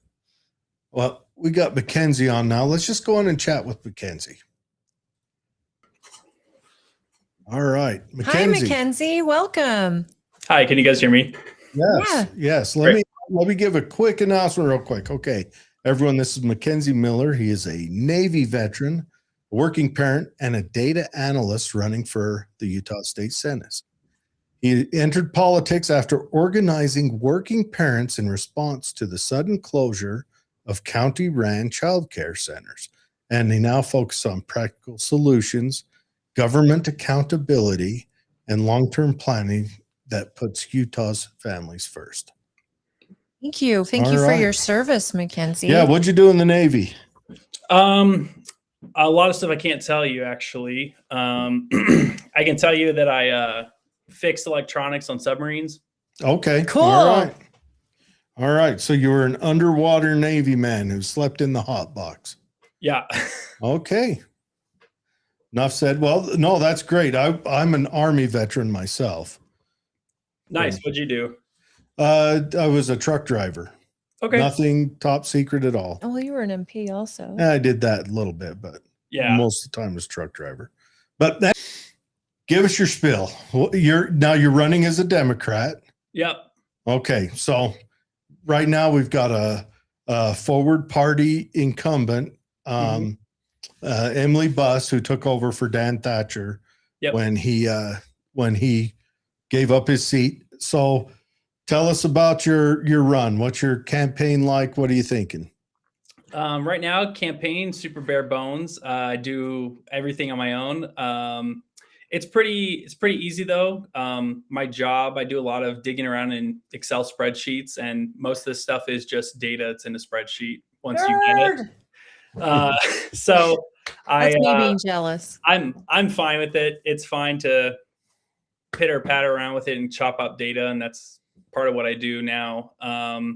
But my campaign, I mean, running as a Democrat, this is actually full disclosure, my first year registering as a Democrat. I'm usually unaffiliated. But just at this point with the county childcare centers and things like that going on, a lot of my values align with Democrats. I just don't really like the way they do things. So I'm not like them. I am more, I stand on business when it comes to the things I care about instead of folding over time. So I realized that these things, especially in Utah, I moved to Utah after I got out of the Navy, and that was end of 2016. And there's just so many things going on. I mean, I've always cared about the environment, and Utah is one of the best environments of everywhere I've lived. I've lived in a lot of states, probably, let me think, at least 12. Wow. And I like Utah the most. But a lot of things that people are doing, both sides are not great. And so I just want to bring some integrity and accountability and just real solutions to our legislature instead of passing bills that don't seem to really solve problems that even exist. Well, tell me about this county-ran child care centers. What's that? We're out here in Tooele. So I mean, I live right on the edge. I don't know if you guys know where I live. I live in Magna, western edge of Magna. So no Magna. Yeah, the old Magna. And the county child care centers, there were 4 of them, or I mean, they still exist for now. There's one in Magna, there's one in Kearns, there's one in Mill Creek, and the last one's in Rose Park. And so these centers do a lot of things that the Salt Lake County Council said that other daycares do, but they don't. Example, the hours are very flexible. I think it's open from 7 a.m. to 6 p.m. That's one thing that's very important for people who actually work, is because, I need time to drop my kid off, then make the commute to work, then come back like after work and pick them up. I used to work in Draper, and when I came back to the Magna one, I would have to leave at 5 o'clock to get here almost at 6 o'clock. So it's like, Wow. You kind of need that flexibility when you're working in a lot of these childcare centers that they're trying to push us towards, like either in home, and we can go into that, but it's like they're open till like 3:30 or 4 o'clock, something like that. It's like, most people work till 5. That's like, And aren't you penalized if you don't pick your kid up by 3:30? Yeah, exactly. A lot of them charge a fee if you're late, and it's like, per minute is, I think it's like $2 per minute or something. Well, the Salt Lake County does that, $2 per minute if you're past 6 o'clock, which sometimes when it snows, we do that, but I mean, whatever. What's the cost differential between private and government ran? Substantial. So we were paying I think $460 a month per child. So I have two Wow. daughters. And they both they both used to go to the Magna Rec Center. My older daughter is old enough to go to school now, so she's in kindergarten. But yeah, it was 460, and everywhere else I was looking, when I was doing in-home care, which was unlicensed, it was like the, under a certain ratio, they don't have the license, or under a certain, I think it's under eight or less kids that aren't related to you, you can have a daycare unlicensed. I was paying $600 a month. And Per then, kid, right? yeah. And then when I was looking for center-based, like ABC Great Beginnings, I think another one close to me is like the Camelot Kids one. It was like, 900, 1,000, 1,100, per month per kid. And that's just not really feasible. Did I do that? Yeah. No, you're just making sound. Hey, Oh, you're back. I was really, really fast with this. Those ones that don't have to be licensed, that means they also can't charge Medicare or anything. They don't get government subsidies like the ones who are run by the county, correct? So people who are low income could get help in those rec centers where they don't when it's a private home, correct? If unlicensed home. So the rec center never actually verifies your income. It never asks for it. So everyone's paying the flat rate. Oh, okay. And to speak to like the subsidy that they were getting, I mean, it's like $2 million. Well, actually, it's 1.54 million. Like, don't let them fool you. Like I do the data. Like I look at their numbers, and even when they increased the tuition because they pushed back after me and lots of parents showed up to those county council meetings, and they pushed back the closure date because they were going to close it end of 2025, but they pushed it to the end of the school year.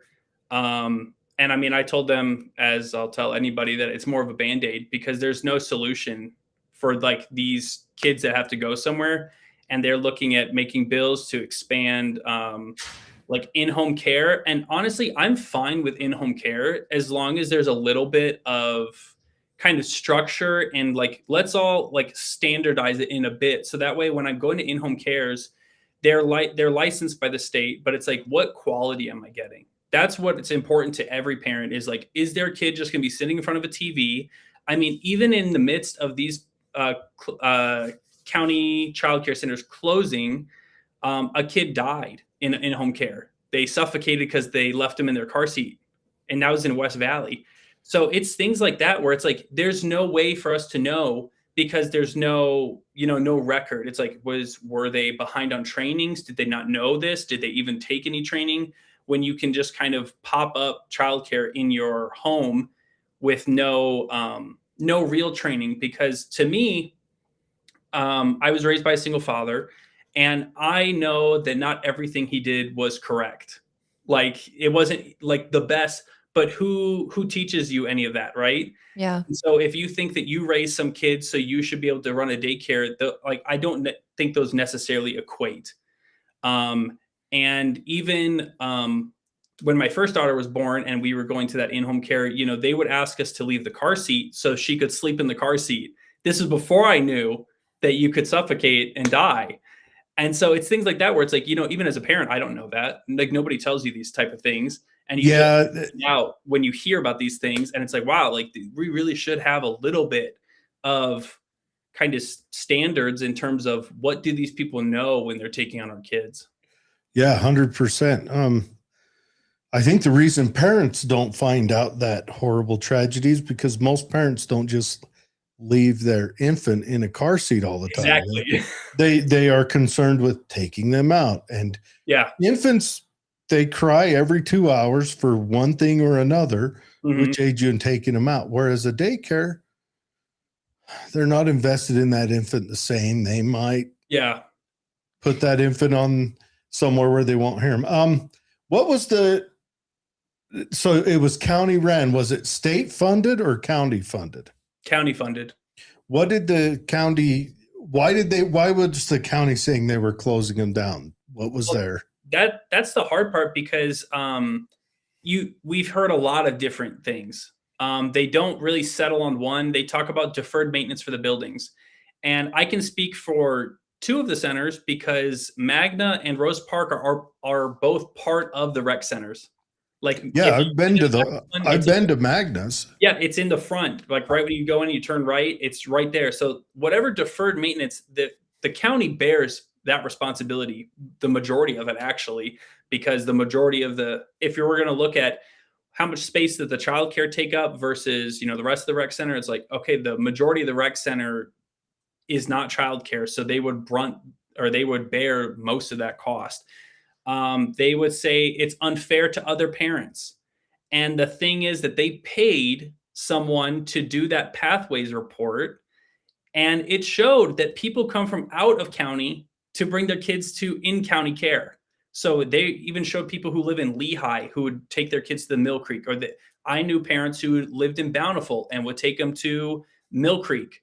So people drive, like, yeah. And if you're coming from out of county into county, you're going to take your kids there.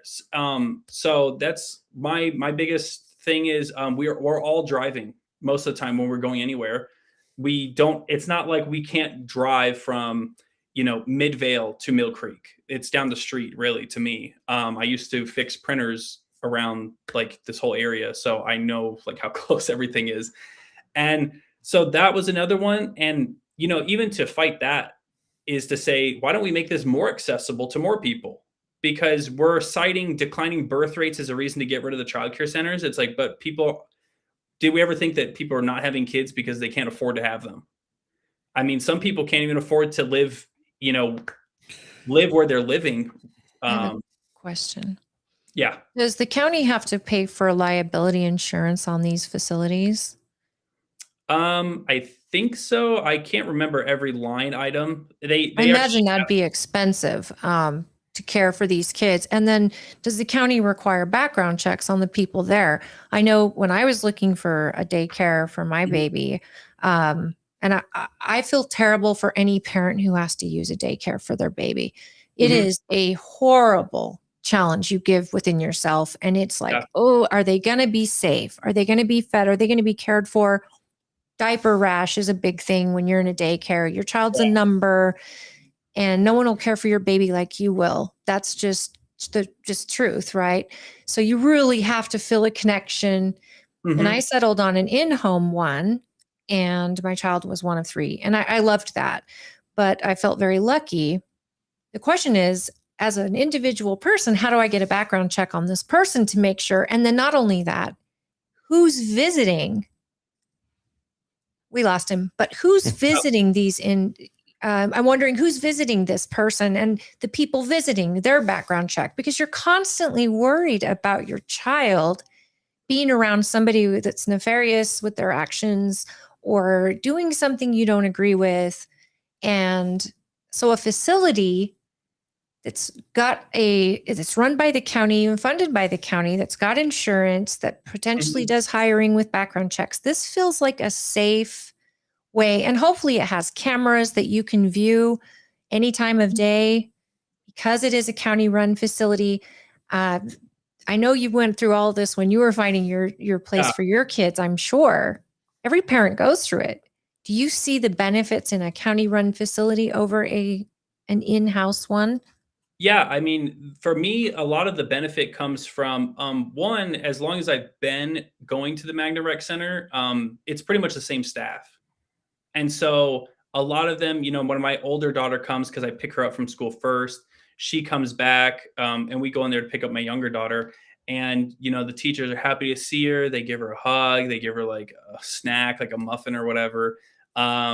And it's like nice to know that they're consistent. It's like one of the highest turnover careers is childcare. And I mean, that looks at a lot of things like median pay is so abysmal. It's like $12 an hour. I think it's $12.67 or something in Utah. And so it's like, you can't really find people who are going to work this as a career because it just doesn't support you as a person. But I think that the facility is much better. We wanted to find a facility because a lot of times they have an outdoor area that the kids can go and play. Yeah. A lot of these newer homes that people are purchasing or that are being built, you've seen them, they have like no backyard, right? It's like a strip of grass. And it's like, how are kids going to like play out here? And it's like, are you close to a park or, now you're walking the this whole group of kids. Down You don't want them driving with your child if you and can I don't help want them it. driving either. So it's like, you're trying to find like the best of all worlds. And I felt like for a lot of us parents, the county child care centers did give that, because even some of the the daycare centers that they were trying to say, oh, there's availability here, you can send your kids here. We'd call them and say they don't have the right hours. They don't give meals. They only give snack. And I mean, like, we can get into snacks because, like, I think a lot of snacks that people give are garbage anyway, but that's something else. And another really good thing that the county did was driving kids to and from school. So if you had to leave your house to go to work before your child had to go to school, you could drop them off there. You pay like a smaller cost. It's like $200. Drive your kid to the school and then pick them up from the school and drive them back. And, they would hit a couple schools. A lot of places don't do that either, where they'd pick you up from their school. And I think it's more, there are some people that don't need that service, and there are people who do need that service. And we have that in our county where they drive a little bus and take them to and from. Yeah, we got that one down there by Stansbury. Yeah. I'm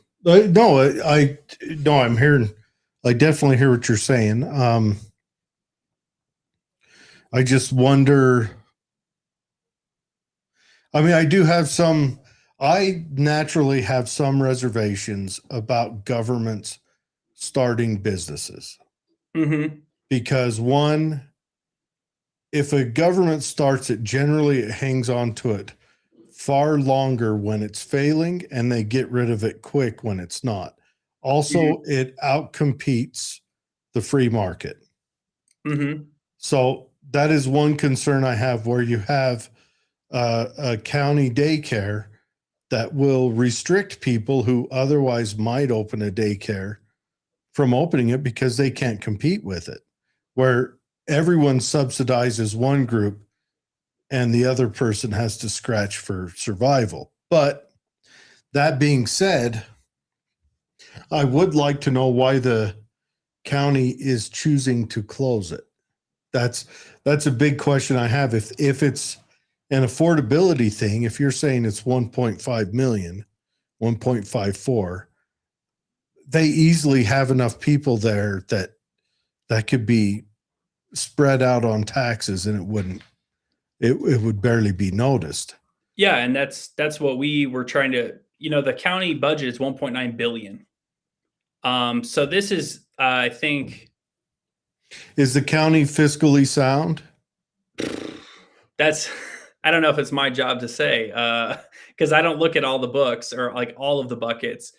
But I mean, 1.9 billion, that 1.54 million is like 0.015%. It's like, that's not a.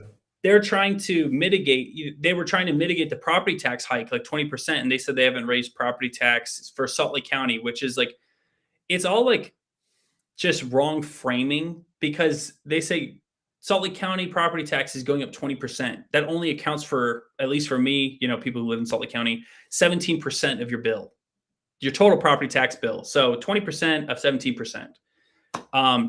It's really not that much, to me. And I use it. And even if I didn't use it, I would still pay for that. Cause I think that I agree with the way that you're framing that.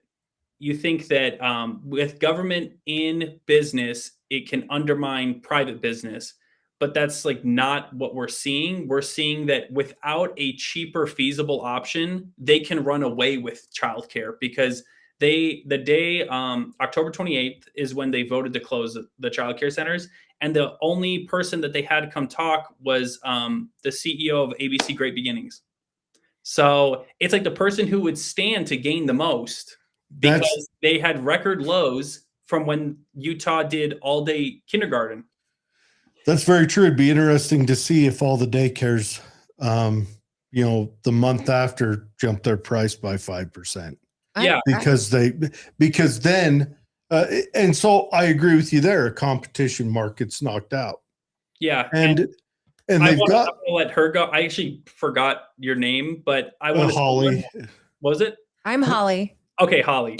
I want to let you go. And the one thing I did want to say beside that is I also appreciate that small business owners want to try to start a daycare, but then for me, the crux of capitalism rests on how are you innovative? How are you quality?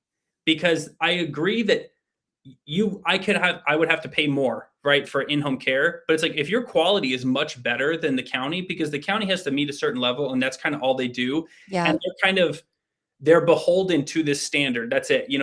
They really can't even exceed the standard on their own, because where are they going to get the money, right? It's very sterile and Yes, I very agree with you there plain. too. So I think that where home care can differentiate is having a little bit more credentials, having a little bit more like more of a resume to give to parents when they come in and say, we pay for this this preschooling program that we go through with the kids, help them learn and I mean, I did all that stuff with my oldest daughter, and I'm doing it with my younger daughter now. But it's like, just teaching them the letters, like setting them up for kindergarten. So like a pseudo preschool, like have a little bit of like a curriculum. Montessori, right? Yeah. So So- it's just, you got to be a little bit better. That's my definition of capitalism is if you're going to start a business, you need to have a niche, and you need to have something that differentiates you. And like what I always feel like it does is it should be breeding innovation, but it actually breeds innovation in the wrong way, where it's like, how can we maximize money and minimize cost or like input? You're right. And childcare is tough because they have parents held by the short hairs. Yeah. So I would like to know your thoughts on Trump's child care plan, because what he's trying to get in 2026 is a proposed tax credit to give more money in tax credit for child care costs so that parents can claim more per child than what they're claiming. And then also, like you said, try to get businesses to put on-site childcare at your business, and then giving that business a tax credit so that they too can claim it. And it makes better, happier employees when they can actually have their child in view if they want throughout the day. And it makes better kids, like more confident kids. Imagine those poor kids But out in the dust of the giving salt plant. them, an incentive. And then he is saying to head back to states funding and giving more to the states and putting the federal government out and putting states in charge of the funding that goes to childcare. And that just allows state grants and state efficiency and requirements. And like you say, they'll hurry up and be mediocre, right? To open up a business when the family that I chose, or the woman that I chose to watch my child, she was better than every single licensed daycare. Mhm. And you're right. She had a niche. She went over the letters with my little boy, and she, even at 1 year old, Yeah. he did stand out. I got a full report of everything that happened that day. There was an access to a camera. I was able to go to work, That's a feel big good. thing. And she didn't drive him anywhere because I was always worried. What if an accident happens? Yeah. So I know that's not the norm for these parents who are struggling, but I also know if the federal government, if Trump's plan were to go into motion and what he's proposing, the federal government has a lot of say when it comes to taxes, right? And to be able to say, I've got 2 children in daycare, I want the best care for my daughters, and I'm paying a little bit more, but you're able to write it off and actually get that counted towards your taxes, is like giving you a subsidy. Yep. I mean, I've seen some of the numbers where it's talking about a proposed tax credit, but it's like, I'd say that it doesn't matter really the amount that people are getting back for that, because I think I saw something that said it was like, I think $400. And like, I can't remember exactly there was like, a table, and it was kind of chopping up and saying how much you would get.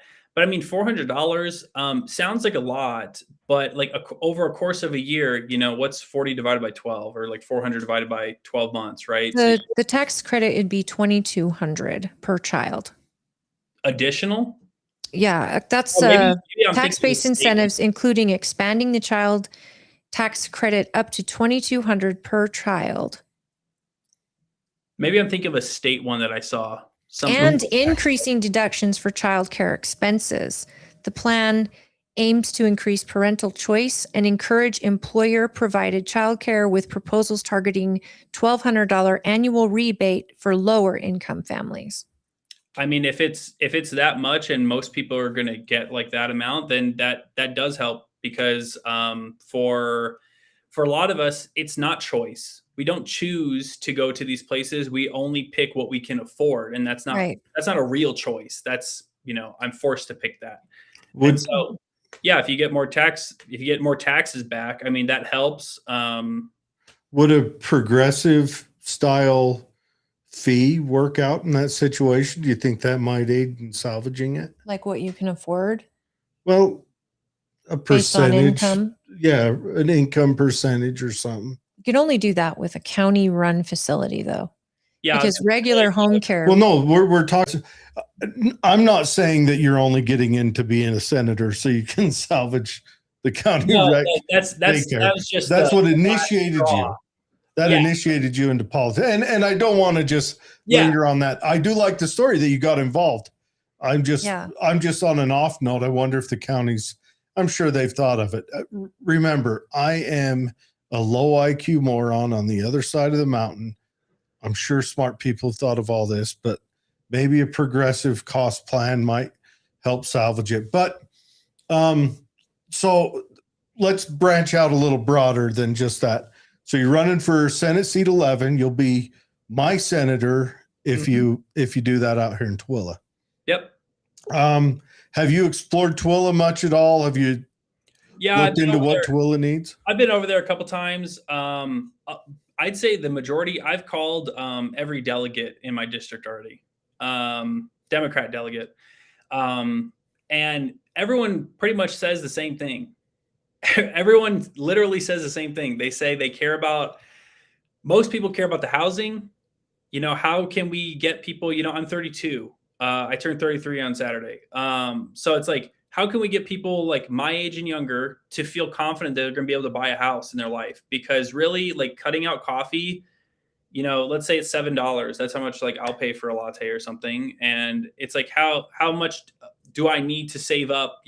How many years is that going to take? $7 a day or whatever. I don't get a coffee every day. I get a coffee every 2 weeks, something like that. It's like, how long is that going to take to get up even, 5% or 3%, whatever it is for like your FHA loan? It's like, how long is that going to take people? And even when, it doesn't feel like the wages even keep up with the housing costs because like, you'll get a minimum raise, let's just say 3%, right? It's like the housing increases by way more than that. A year, it feels like. So that's one thing. Not the biggest thing. The biggest thing, honestly, for us who live right next to the lake is the lake or, what is left of it. Because I mean, I even spoke this week at for one of the I had to do it virtually. But for House Bill 250, which is to allocate more money to save the Great Salt Lake. Yeah. And I'm like, I live right next to it. So like that's Bridger's bill, actually. The drier it is, the more heavy metals come up in the air. And I know that like Democrat, Republican, my whole thing is as opposed to Governor Cox's saying of disagree better, I think we should agree better. Let's agree on things that make sense and just move through 95% of the issues that we all agree on. Like we all agree that if the Great Salt Lake dries up, we're all going to be, hurt by all those heavy metals in the air. How do you legislate that? How do you legislate weather? It's not weather. It's, so we don't have snow. We don't get water. Hold on. But the thing is, so I'm from North Chicago. I'm very familiar with the lake effect. And the reason the lake effect and the snow are tied together. The more lake we have, the cooler it gets, which goes through the weather, right? Helps the weather to give us snow. I mean, it's like 50 degrees today. Like it's nuts. And I've been here, like I said, end of 2016, and this is the warmest it's ever been. But like, we still need to make sure that the Great Salt Lake is getting water. And I think being more efficient with agriculture to not need so much water share toward agriculture, because I mean, this was probably 2018 or 2019.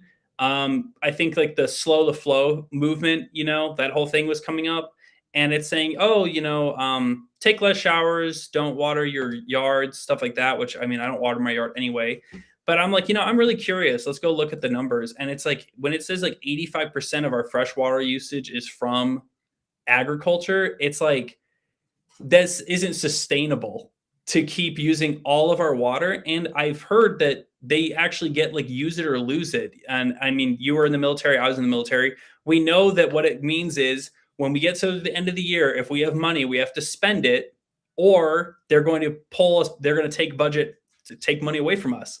So what they do is, who knows if they go and use all this water so that way next year they can get the same allotment or, qualify for more. An interesting point I saw was, why doesn't we parcel out all this other fresh water? Like they're talking about the gooseberry, and they're, disputing over water shares, and that's fine.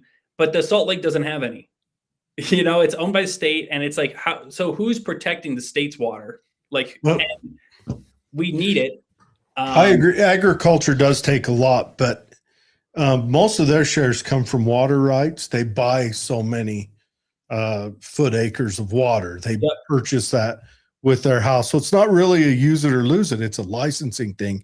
And you'll find out municipalities commonly, when they get into trouble with developers like Tooele did, part of that fine is they give up municipal water rights like Tooele did. I think it was 2 million feet acres Tooele lost Water in a lawsuit. is a huge issue in Tooele County. Another thing is two things you talked about, both very important. I'm not taking away from them, but also what we got to look at is what feeds the Great Salt Lake. Yeah. It's fed by mostly by two rivers, one from the north and one from the south. And we need more houses, but where are all those houses going?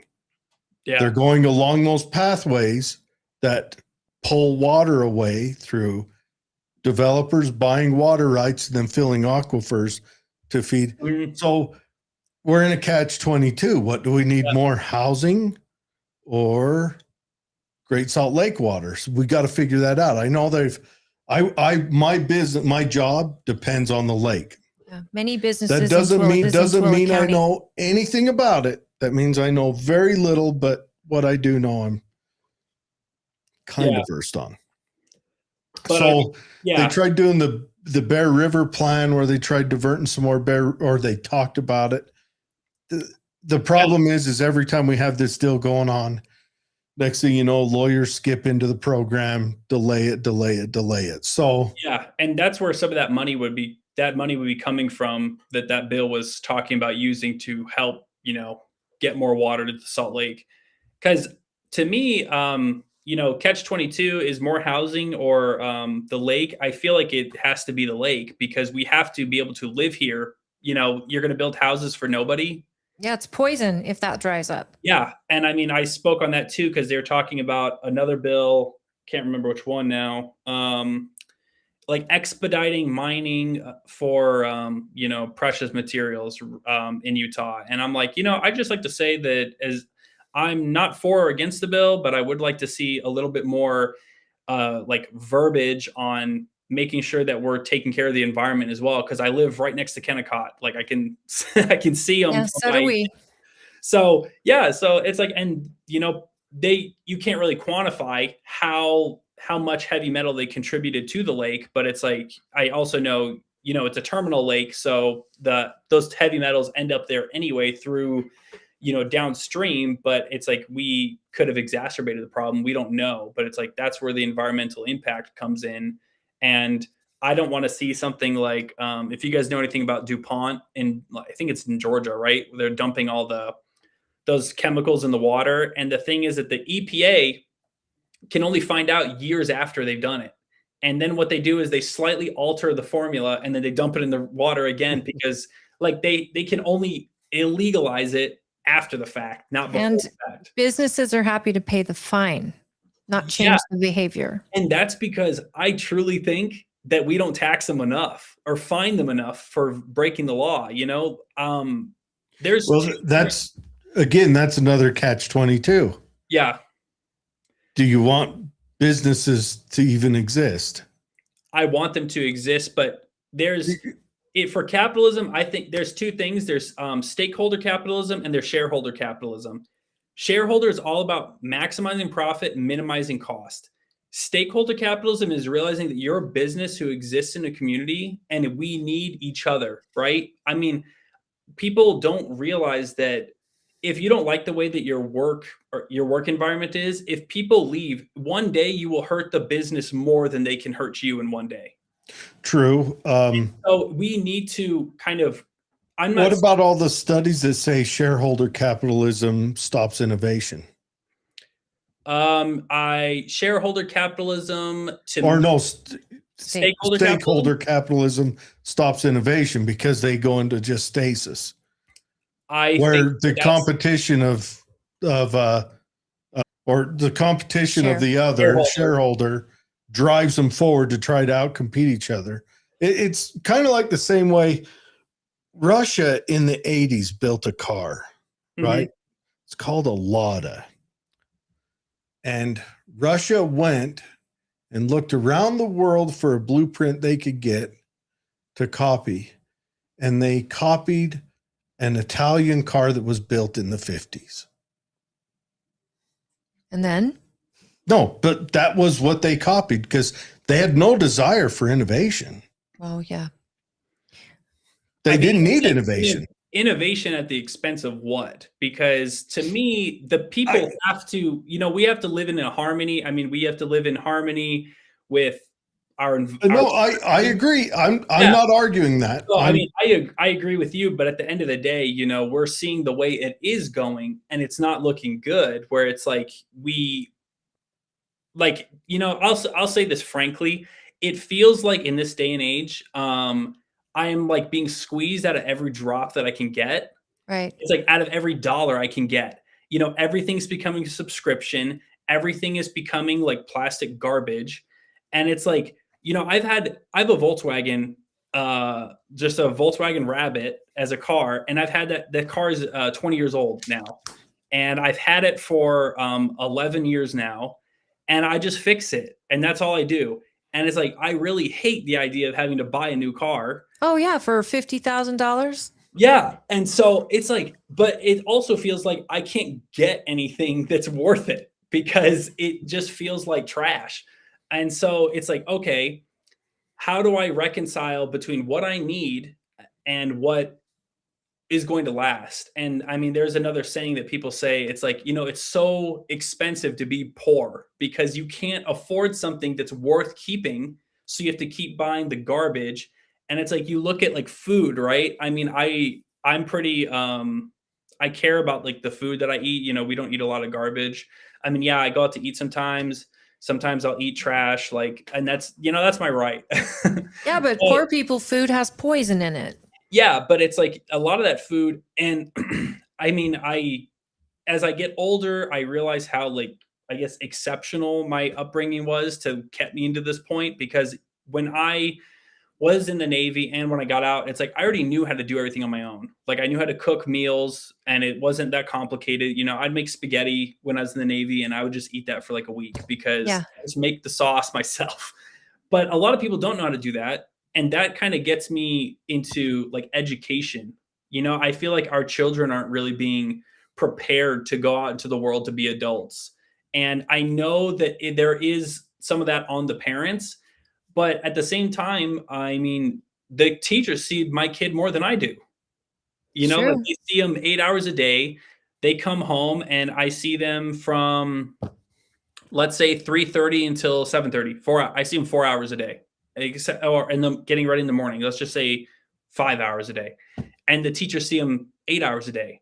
And it's like, I don't really know what I'm supposed to do here, because even when I get them, there's no like teaching in that moment, right? During the weekdays, I can't teach you anything. You've got homework, we've got to cook dinner, you've got to take a bath or take a shower. Like there's just so much stuff. And by the time you're done with all that, it's time to go to bed for them anyway. for now. My daughter's younger, but when they're older, I mean, there's just so many things that parents, I'll just say parents for now, have to balance. Mackenzie, do you rent? I actually own this home because I, had a GI Bill. That's Or not great. GI Bill, VA loan. But That's great. I'm curious because that is a huge issue in our state right now. yeah, I had a question. I know you said that you recently registered as a Democrat. hmm Have you ever heard of Tim Jimenez, who was a Tooele County representative even 2 years ago? He's an environmental engineer by trade. Brilliant man, very conservative. But he actually has been on our show a couple times explaining the impact of environment and just EPA standards, and they're so ridiculous. First of all, Salt Lake County is in a bowl, which causes inversion in itself. hmm And he even said, if you got rid of every gasoline car, every single car in the state, we would still not pass an EPA standard. hmm And he was highly informative to our state level. And that was really interesting. Also, the fact that the Great Salt Lake absolutely needs water for the benefit of humans. I mean, for our existence. So all these things, energy is excellent. And you drive a gas powered or diesel. Is the Rabbit a diesel or a gas? It's gas. You can It's get not it a- either it's not- or. Yeah, I knew that. Yeah. With you being a new Democrat, I got to know, what is your view right now on the Democrat Party and their behavior on the national stage regarding issues or anti-Trump issues? Like I brought up Trump to you tonight, hmm and you're very logical, and I appreciate that. So I just read you what I found online regarding this potential that he's been talking about. And I know he's big on childcare. And a lot of that's his daughter, who is a Democrat, I think. And she really, really believes in the childcare and helping families, working families. You seem very logical. So I'm curious. Let's not pin him on that, asking him Trump. We want to know. No, I'm saying you come across very logical, and it's refreshing. We want to know, like, what, just for your sake of our listeners out here, what, when you're looking at Tooele, and heck, you cover a big space. Yeah, it's like the western edge of Salt Lake County. So Magna, parts of Magna, parts of Kearns. And then I think all the way out to Wendover and south, right? Wendover is not included, and neither is Grantsville. But you're Tooele County, we consider rural. And then you've got busy. I mean, Magna's growing exponentially, and so is West Jordan, or you've got Harriman, right? Eagle Mountain too. The western edge, literally, there's the mountain. It's like, and then here's all Tooele over here. Okay, so what are so you brought up housing in that. Is there anything else you want to bring up about Tooele? So besides, a lot of people just talk about environment in general, air quality. I'm interested to find out, if it's not the cars, then what is it? Then what is causing it to be so bad? Because I don't believe it could organically be this bad all the time. I'll tell you exactly what it is. I'm sure cars and industry and everything else has something to do with it, but it's that a billion years ago, a big thing called Lake Bonneville emptied in stages. And every time it emptied in a stage, it left what's called a cataract. Okay. So if you look down at the south end of Salt Lake Valley, you know how you have to drive uphill and then you drop into Lehigh? That's a cataract. That means the lake emptied and then stopped emptying. And all those big boulders stopped right there, and then sediment built on top of them. So that's why it's a bowl. And then you have the natural pressures coming from above the lake that causes a high pressure here and a geographical pressure to the south. And then, of course, on the east and west, you have mountains. Yeah. So anything you get will be trapped there. Yeah. Same thing over here. It's the same thing in the valley between the Stansberries and the Okers. Yeah, we have a cataract to the south of us. It's just going to get trapped here no matter what. So there's Unless we decide to go back to the Stone Ages, we're going to have that. Let me correct myself. We're in a new industrial revolution. Yeah. The new battery might be invented next week. We don't know. Yeah. It might be implemented over the next 30 years. We don't know. That might fix it all. But as it stands now, I don't think we physically can't correct it unless you want to see everybody on life support, everybody on insulin, everybody that needs any kind of medical care that requires refrigeration, unless you want to see winter deaths, summer deaths, unless you want to see all of that explode. Yeah. And I mean, I was watching a video today that was going like deep dive into solar. I think solar is a good I'd say mediary option, like intermediate. We have the ability to make it and make a lot of energy. For example, like the video is talking about how much corn we farm in the United States to convert into ethanol, what's in our cars, right? And it's like, oh, if we converted that whole, like all those acres into solar farms, we would have like more than enough energy to power the entire United States electrical grid. Maybe, but what's the caloric cost to make the solar panels? What's the damage to the environment to make and house the solar panels and replace? And once they're garbage, how do you bury them and not? Well, here's the thing: is we've got a huge solar farm just over the mountain. I see it every day at work, and it caused environmental damage to put it in. Yeah. Sure, so does everything. Like, what do you think about nuclear? Huh? This county is fighting for an opportunity to be a nuclear site for the new, safe, and effective, less water using nuclear plant. Mm-hmm. And we so badly could use the energy, of course, and it can power the whole nation with doing very little damage to the environment. It's very clean. What are your thoughts on that? You don't have to explain it to me. I was on nuclear submarines. They were, like I literally worked on the submarine that my dad was stationed on when he was in. Really? Wow, now that's a cool story you should have led with.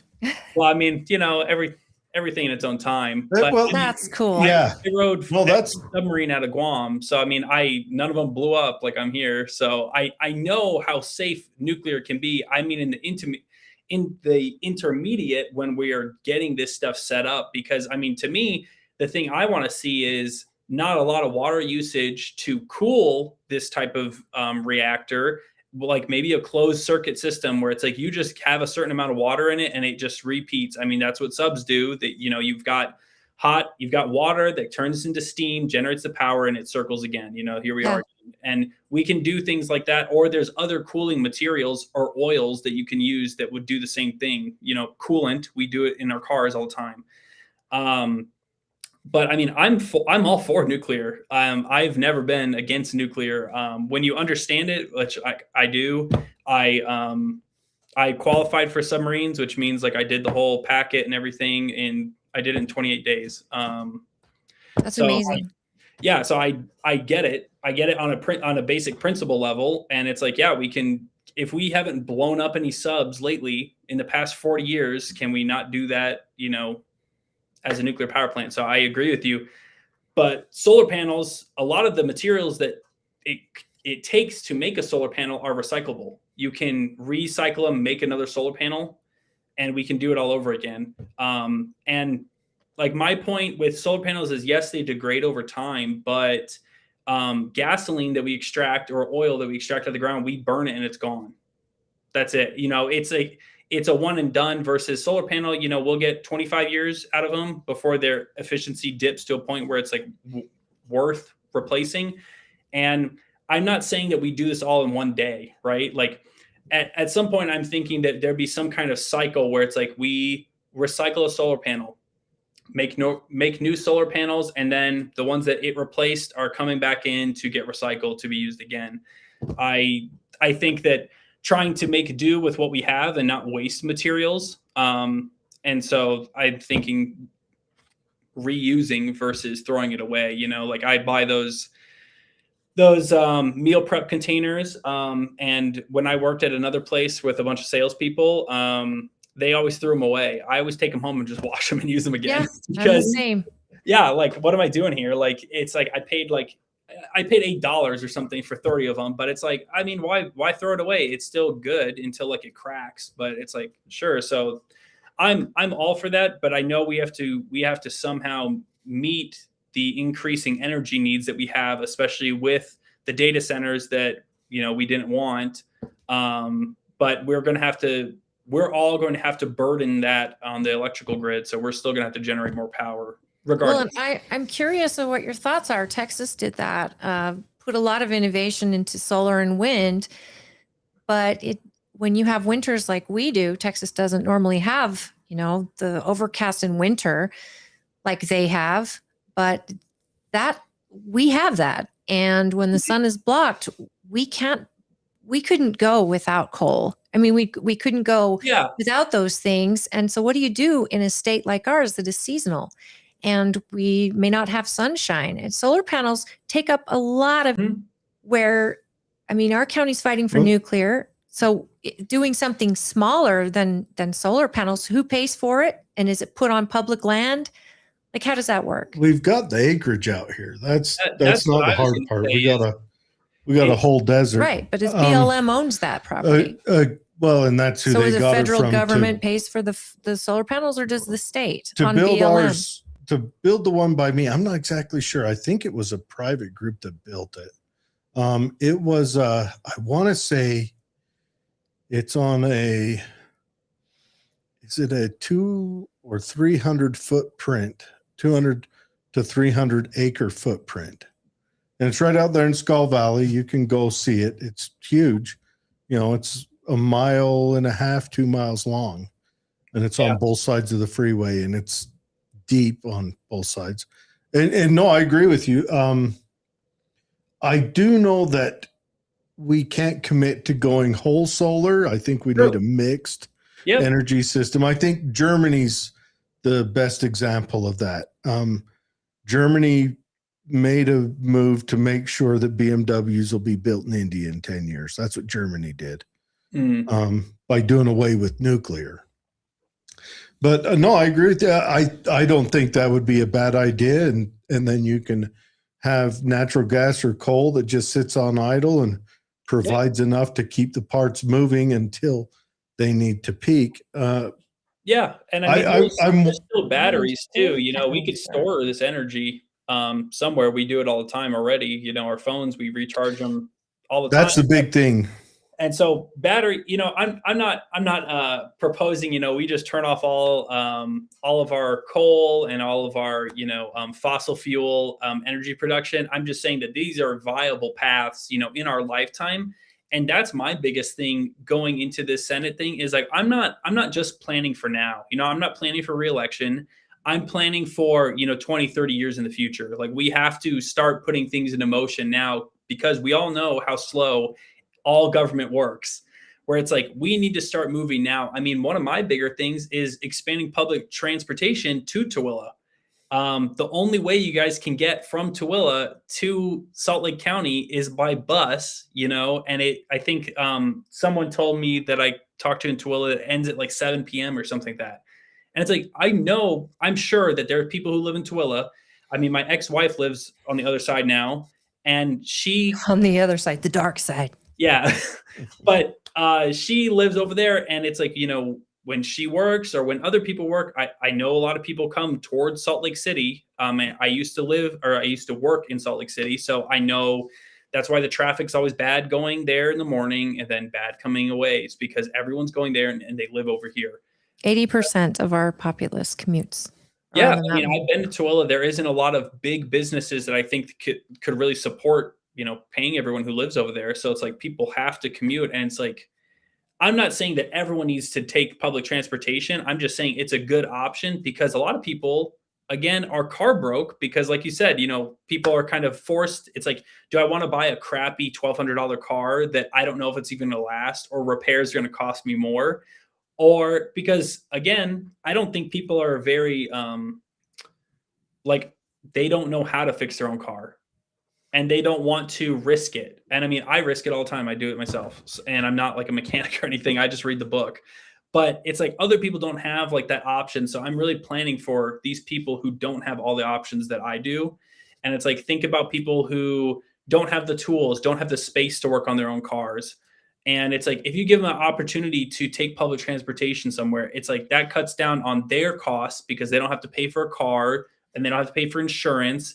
And, you know, they don't have to pay for parking. They don't have to do any of that stuff. And yeah, you kind of have like, you might have to walk more or you might have to bike more. But honestly, I'll say that, don't we all want to walk and bike more? Don't we all want to? No. Need to? Yes. I do. Are you talking about Front Runner potentially coming out here? Because I think I that has a would love it. place. I would But love it. That's honestly. also got a big $1 billion price tag.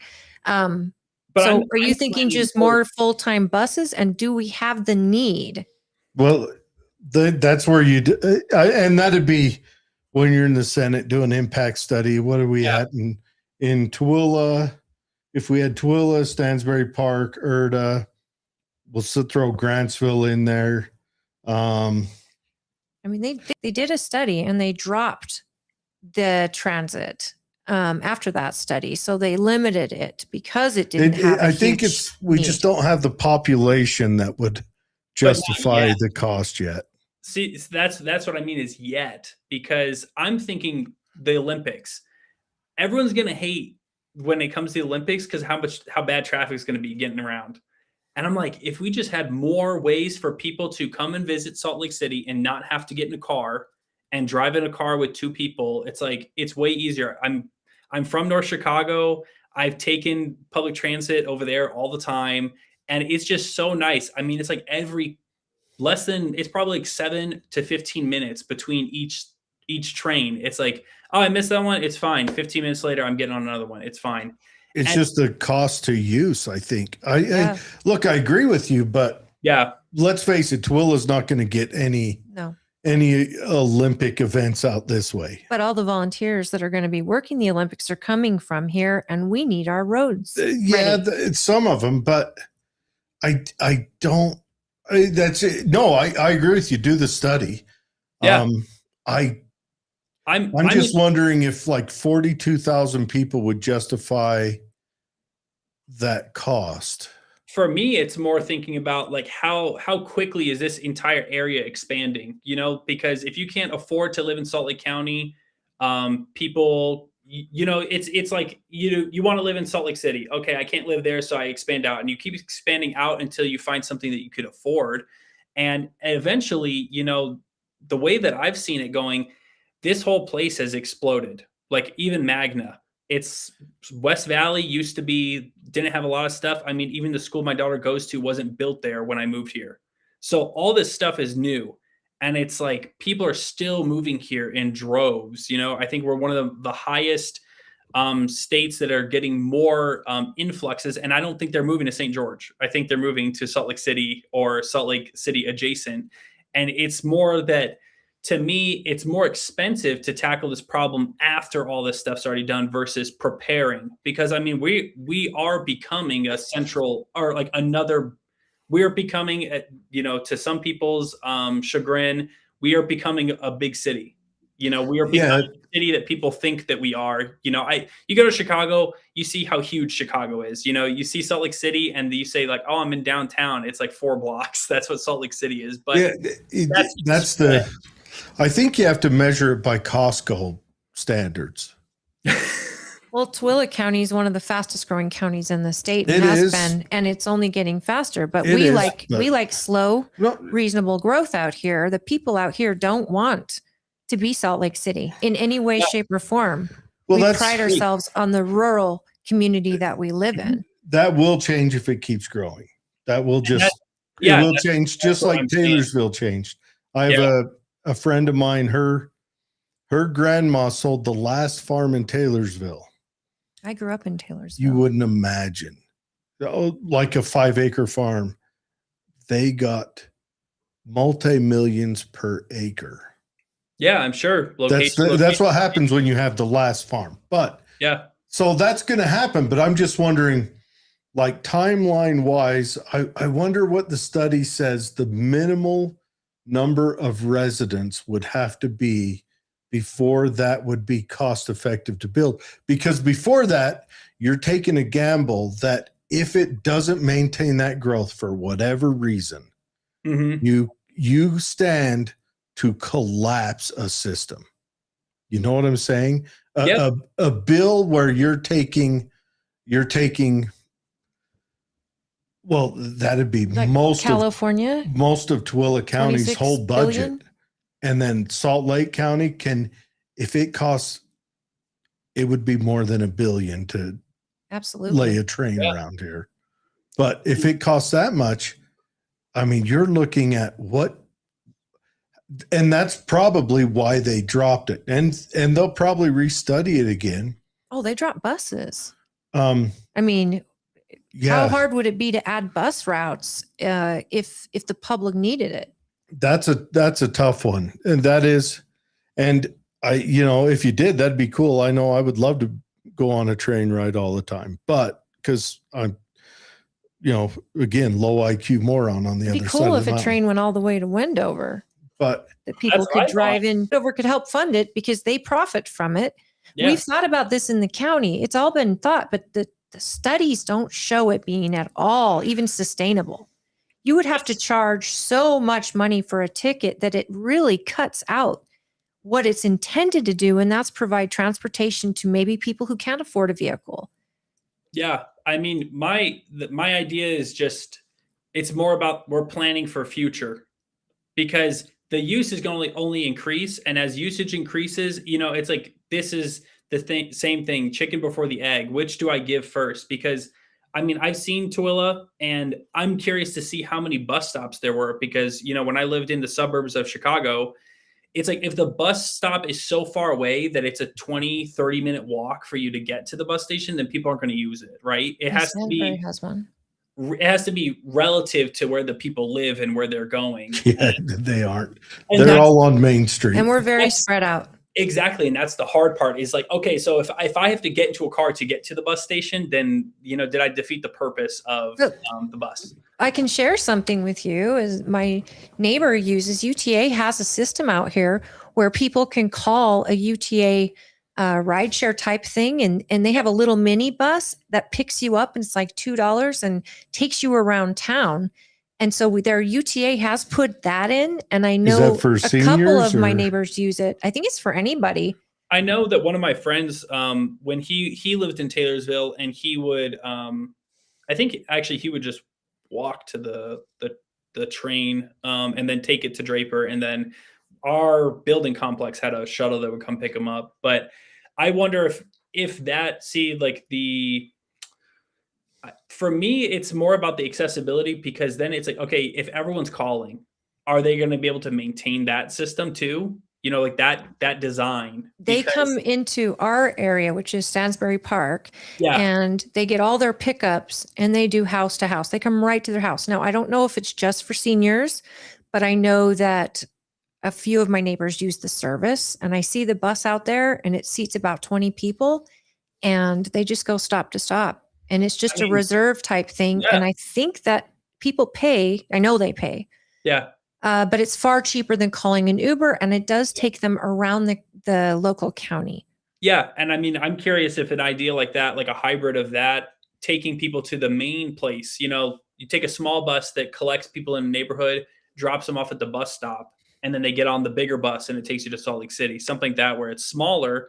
You have the accessibility. You don't need the car. I mean, they're talking about passing a bill to lower like the age for teens to drive, to get their license to like 15 and a half years old. And honestly, I'd say that I wouldn't even trust myself driving at 15 years old, unsupervised. And what's the reason to drop it by half a year?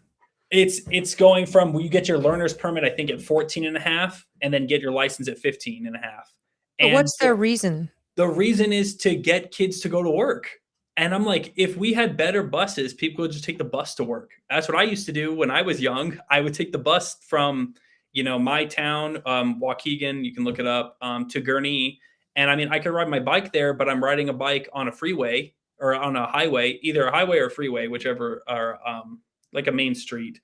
And it would Vehicle take fatalities is like the number one So cause of it's- death in teenagers. And So it's getting them to most days, work? kids don't even want to get their license. Like they're not even interested in it. It's got a huge drop. yeah, I'm weird to just start 'em wondering because younger. Utah also has weird laws around working before you're 16. Yeah. So a lot of employers who even like Shake Shacks and things like that won't hire people under 16 because of the weird laws. And then at 16, it's still burdensome to hire someone. yeah, It's at 18 when you can hire someone and it kind of flows. Right. And Prior get to an actual that, 40-hour work There week. are ridiculous rules. They got to have a break every 7.5 seconds, and you got to wipe their nose from left to right. It's crazy. My girlfriend runs a handful of drink shops, and just the rules around it. And Yeah. so That baffles me. Do you know what bill that is? How insane is it? Nicolene Peck did it, I think. Okay, I was It's just with her awful. today and we didn't discuss that at Yeah, all. but here's the crazy part. Utah on one. This is why I don't like government dealing with anything, because point to fact. Yeah, On one hand, the government will come out and they will, and then tell you to do something complicated with that hand. hmm And so the governments need to just go away. I hope AI abolishes governments. I'm not kidding. I hope they do, because governments are the worst thing humanity's ever invented. The nuclear bomb doesn't even come close to rating what government's damage is. He's an anarchist. Very much so. I mean, I agree with you in ways. I think that the government can do good things. I think there are a lot of people that aren't in there for the right reasons and aren't really addressing issues, because I think the machine is flawed. And our Constitution doesn't give government the power it is seized. Not even about it's just the machine of government, because a government will set something up, and when it's failing, will sacrifice everyone around it to keep it going because it's the government's thing. Everything it And the touches government- turns to crap. Yeah, the government turns gold to shit. That's all it's ever done. That's all it will ever do. You can go back to the very first governments in Sumeria when they built the ziggurats and they were worshiping Baal. They were turning gold into shit. That's all they were doing I then. think- That's all they will be doing a million years from now, unless AI The abolishes it. best thing our government has given us is our military. But then they don't take care of our military after the time, like properly. Yeah. That's not the best thing they've given us, because they built the military and they said, we better send it around everywhere and get a lot of young people But I'm killed. saying the organization of the military, which constitutionally they're required to provide. No, they're not. Constitutionally, they're required to provide a navy. Okay. Period. Okay, which is a military. So you're getting into the weeds, but I'm saying that is something we can be proud of and what they've done, which is constitutionally what they're required to do. But when we get out into these social programs, we give this government so much power. Here we are, taxed cradle to grave, and we're only seeing insanity because they keep funding ridiculous programs they cannot sustain, and they're not paying for themselves. The government goes into business over and over again. Meanwhile, the taxpayer is getting we're taxed cradle to grave. We cannot get our head above water. Yeah. And I mean, that's, for me, the taxes is part of it, but I mean, everything is taxing me, not just the government, everything's taxing me to death. I mean, even they're talking about like some of the features in your car soon will be a subscription. And I'm like, I already bought the car. Like, can I just have the car? That's BMW. Yeah, so That's it's Tesla. that where it's like, oh, like if you want it might be BMW. It's like if you want seat warmers, you have to pay a subscription. So like you're telling me that first off, if you put the equipment, the equipment in the car, somebody's going to figure out within like 2 weeks how to just override it and get the seat warmers to work. Yeah, if they have a smart friend that knows, like you. Yeah. But then it's like, okay, so now it's like, at what point? Because to me, it really feels like, in some ways, we are beholden to these corporations, these type of things that we rely on at this point because we have no other choice. I mean, when they talk about choice, I mean, I can't pick if I want Rocky Mountain Power to power my house. So whatever rate I pay is what I have to pay. So thanks for that. And same thing with the water and the sanitation. I can't choose anything else besides if I want to take my stuff to the dump myself, which, like, I guess if it really bothered me, I would. But that's not really the biggest point. I'm just saying that we don't have a lot of choices to begin with. And it's like to have some, I know what you're going to say, but I think that the government actually helps curtail some of the also. Can you name me a monopoly that exists without the government making it so? A monopoly that exists without the government making it so.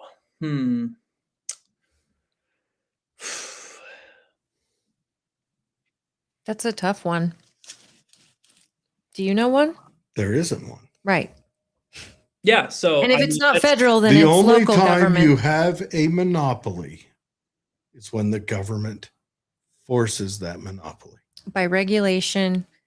It's like they pull the ladder up and the government allows them to do that.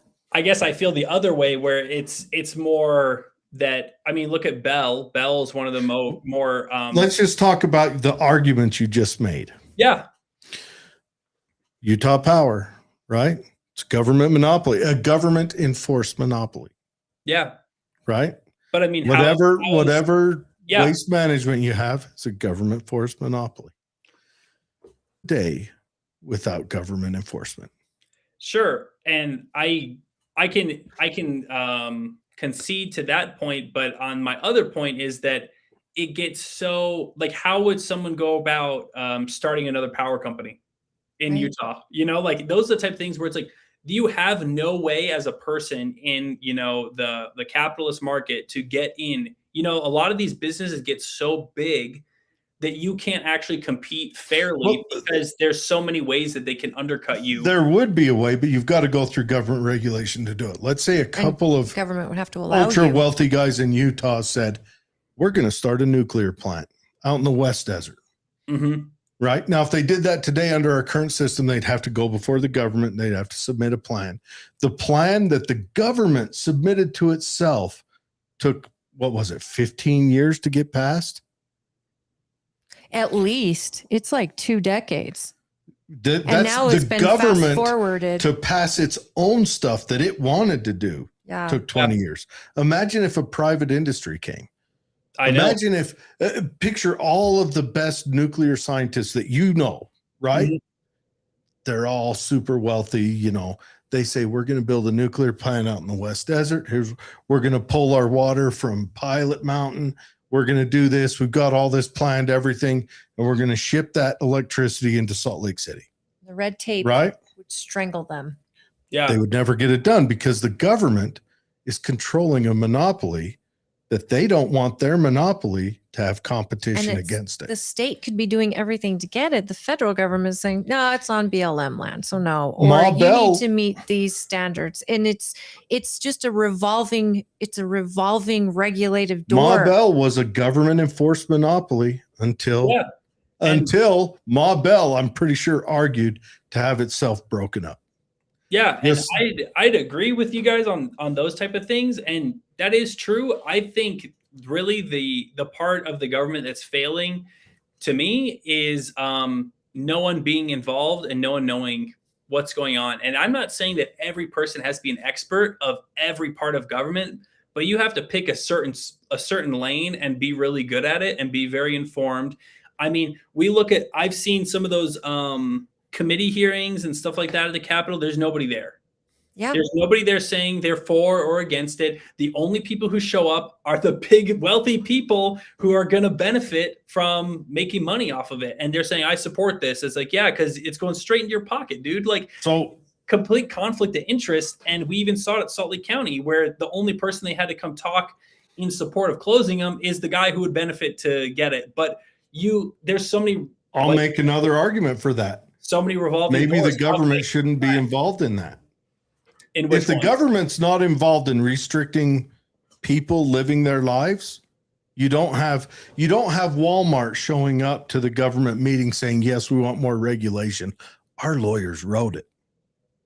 Well, you don't have the pharmaceuticals showing up saying, yes, we want this restriction on your ability to get medication because then you got to come to us Well, for it. Lobbyist is a I've big got- problem. I got something for that too. I think that corporations are not people, and I don't think you should be entitled to any constitutional amendments or Bill of Rights. You are not a person. You don't deserve freedom of speech, and that's what they argue. They argue that you can speak with your dollars, and it's like you are a company. You are not a person.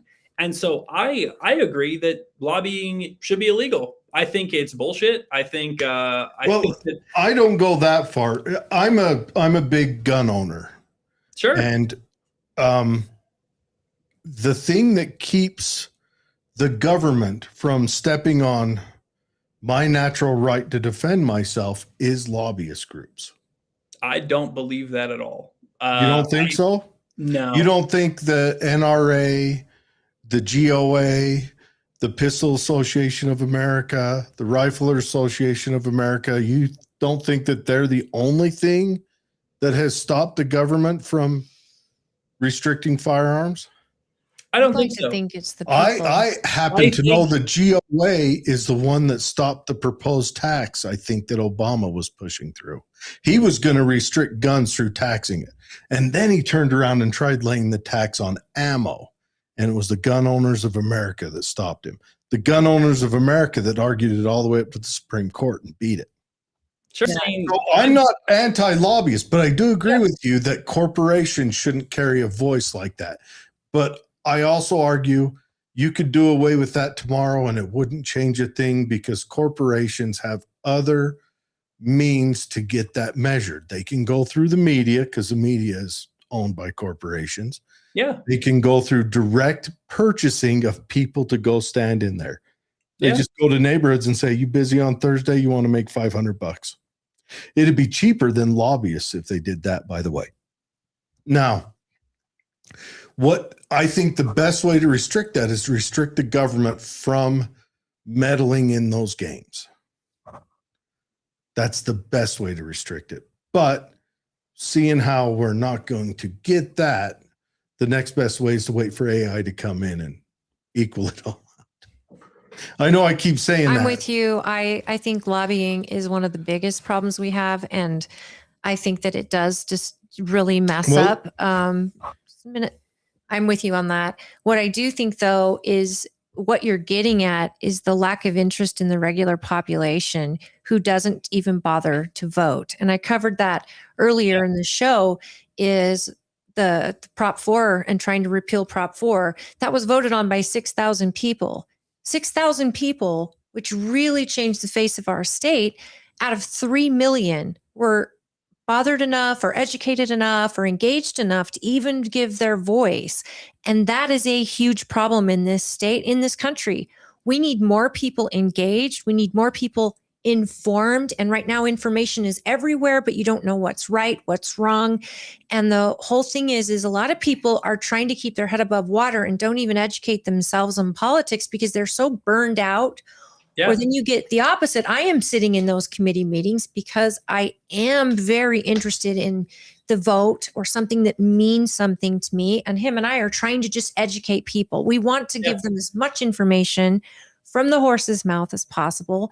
Yeah. And that's what's lacking in this country is people can't be bothered to even take something like voting serious. Yeah. It's an insane time. Well, you recognize we don't educate the same, first of all. Yeah. But look at the system. They offer you, hey, do you want a shit sandwich or a giant douche? Yeah. Right. And I mean, but I think that it's like a multi-part problem as everything is because I don't really necessarily think they're not bothered.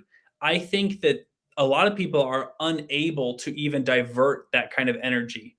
This is a lot of work. First, like doing the campaign with 2 kids, this is a lot of work and I do it all on my own. Like I'm not rich. Me and my dad and my sister, when we lived together, growing up, we were poor as hell. My dad had to file bankruptcy after my mom left. And so, we worked hard and we've worked for everything we have. And for other people, it's hard to even, think about what's to eat for dinner. What am I going to make for dinner? What am I going to do for this? How do I afford groceries? These bills, how am I going to pay for this? It's like, they can't even fathom thinking about, and I mean, not to mention that the times when you're supposed to go speak to these things are right in the middle of the workday, 3:40 p.m. and whatever the morning one is, 10 a.m. or something. So it's so hard to even be able to have a voice in those meetings anyway.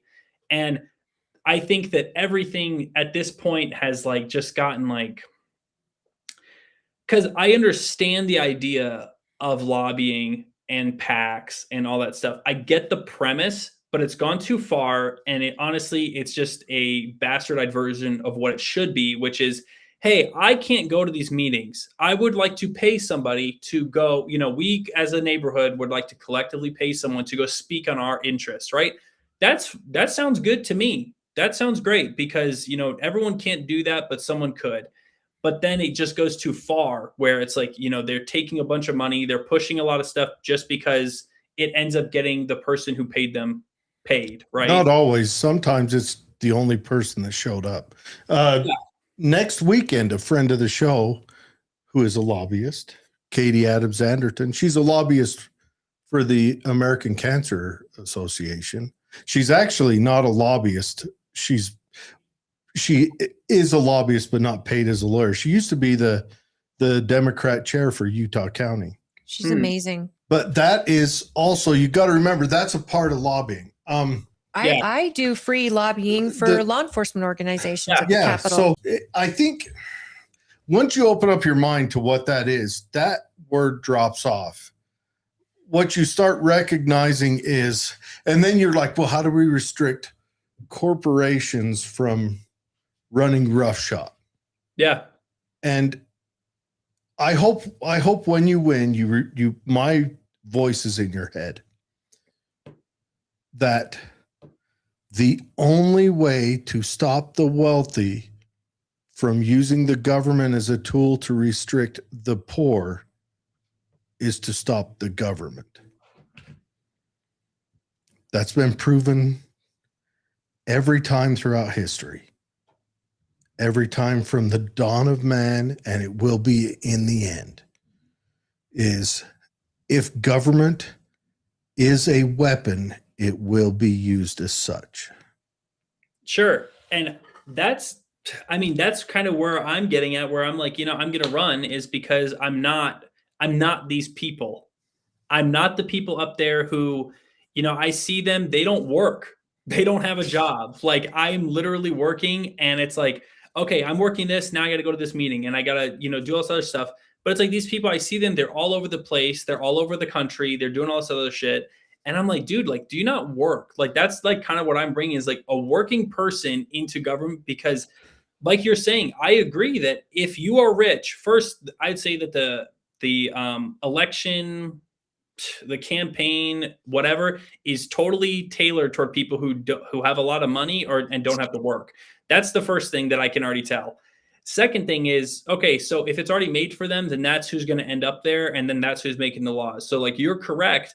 But I think that if the government was more representative of the people who actually live in it, I think things would be way better. And it wouldn't be getting, it'd be a happy medium between what you're saying, where it's like, at least to the government, it's like the people who are in it are the people who live there. They're not. I 100% agree with that. Trust where somehow they're so out of touch with everyone else below. And I'm like, look, like we just need to come back down for a minute and just get real people in the government. I'd like to say though, if you can't go up to those committee meetings, just calling your elected or sending an email to your elected, that is all registered at the Capitol and those numbers are getting counted.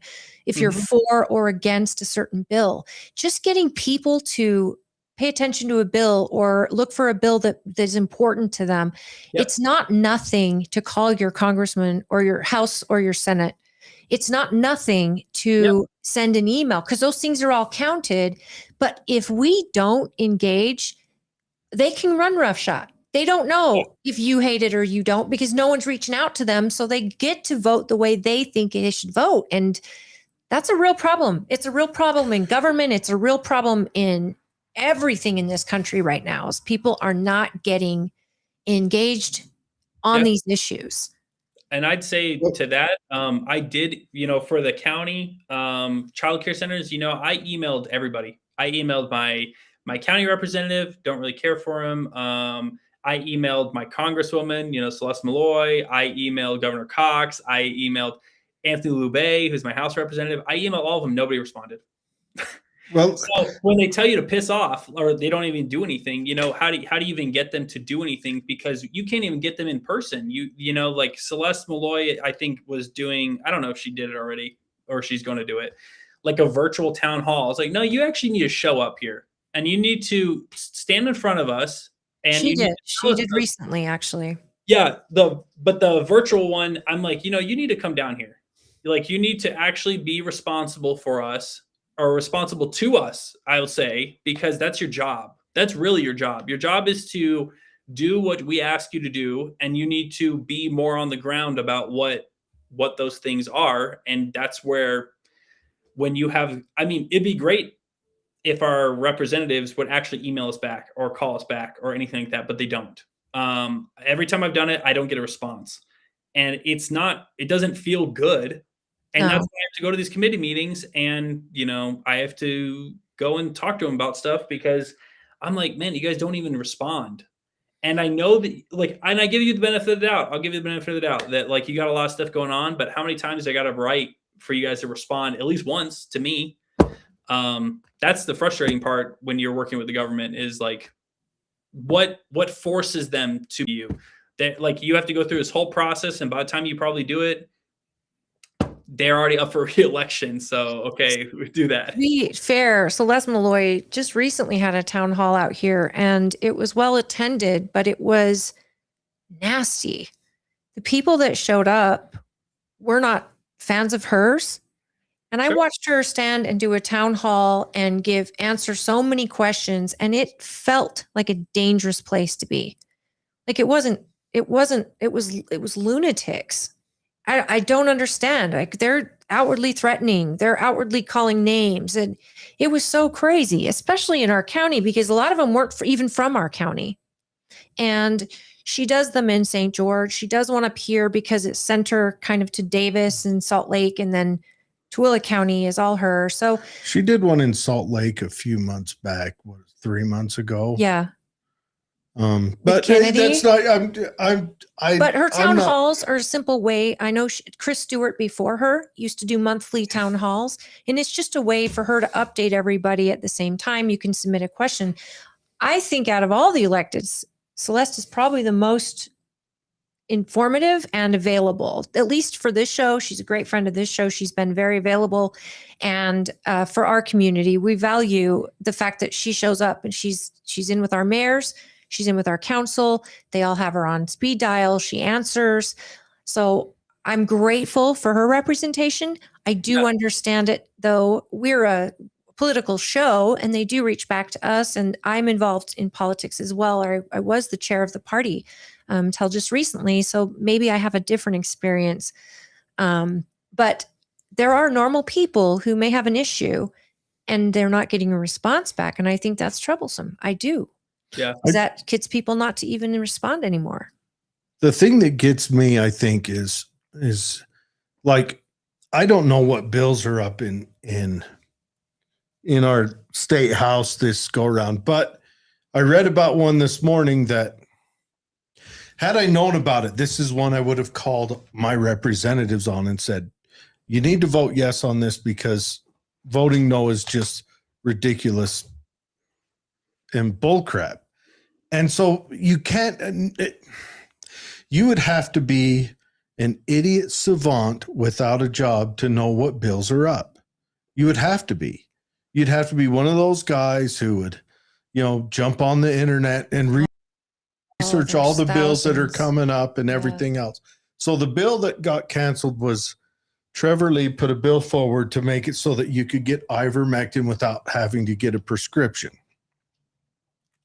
And I know ivermectin became a no-no drug during COVID because retards had a wrestling match. That is why. The Democrat Party should burn in hell completely over what they did during COVID. what they did to us economically, what they did to us with all their crap. The Republicans don't get any fanfare from me there either. I'm not a Republican. But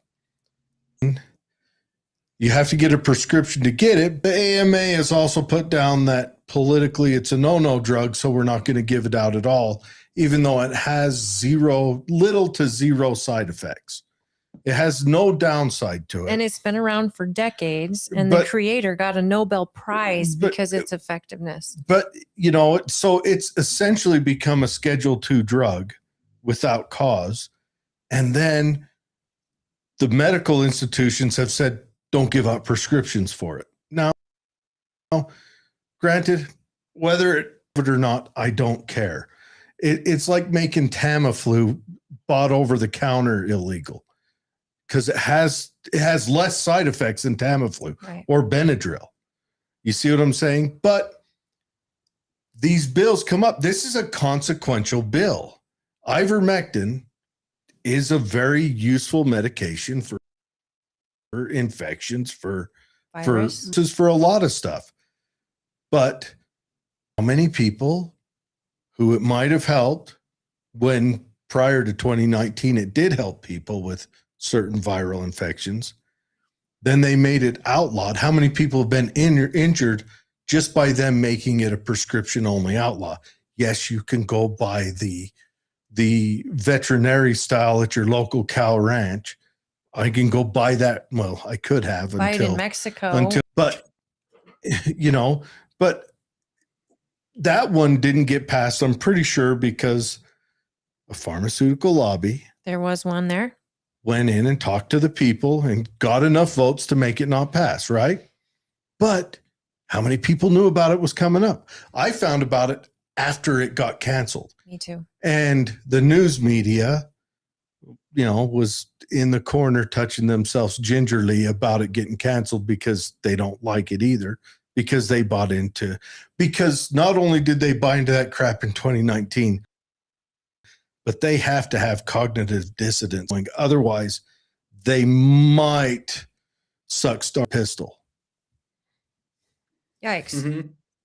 But that happened You know what I'm today. saying? And that's But that's what I'm saying is about nobody all knows the about it different all. laws that come down. You can't know about all of them until they affect you personally. And government works in nibbles, right? The regulations that Walmart uses to stop any growth of any competitor in mid-sized towns didn't all show up overnight. These are regulations that have grown over the last 40 years. They've grown just a little bit by a little bit, so you don't see it coming. You've heard of the book The Jungle by Upton Sinclair, right? Mm-hmm. Okay, so Upton Sinclair, he wrote that book in what, 1901? I don't No, know. it was His knowledge is 1886 or sometime, whatever. He wrote that book. Upton Sinclair ran for president, big socialist, social democrat. He wanted that book he wrote the book leaning that it would shut down corporations. It was a political book. He'd never stepped foot in a slaughterhouse, not once. Books about slaughterhouse. okay. He wrote that book hoping to shut down private slaughterhouse or privately owned slaughterhouse practices to socialize them, because he wanted to be paid more. It was the same as it is now, mostly illegal, or back then just immigrants work there because they can be abused a little harder. What it did was you had two chicken companies really jumped on board. Tyson, or the company that became Tyson, and Imperial Chicken. Yeah. And they jumped on and said they had been paying to have their food tested every day. They'd been paying for that. And they said, "Ooh, wait a second. I got a plan." They went to the government and said, "Oh, you just got to keep us safe." They took this book that was supposed to help workers. You got to keep us safe. So now the government pays for the testing. See what I'm saying? Well, Yeah. two things happen. One, Tyson and Imperial haven't had competition since. still the same names, the same chicken brands, and they own the market, right? Yep.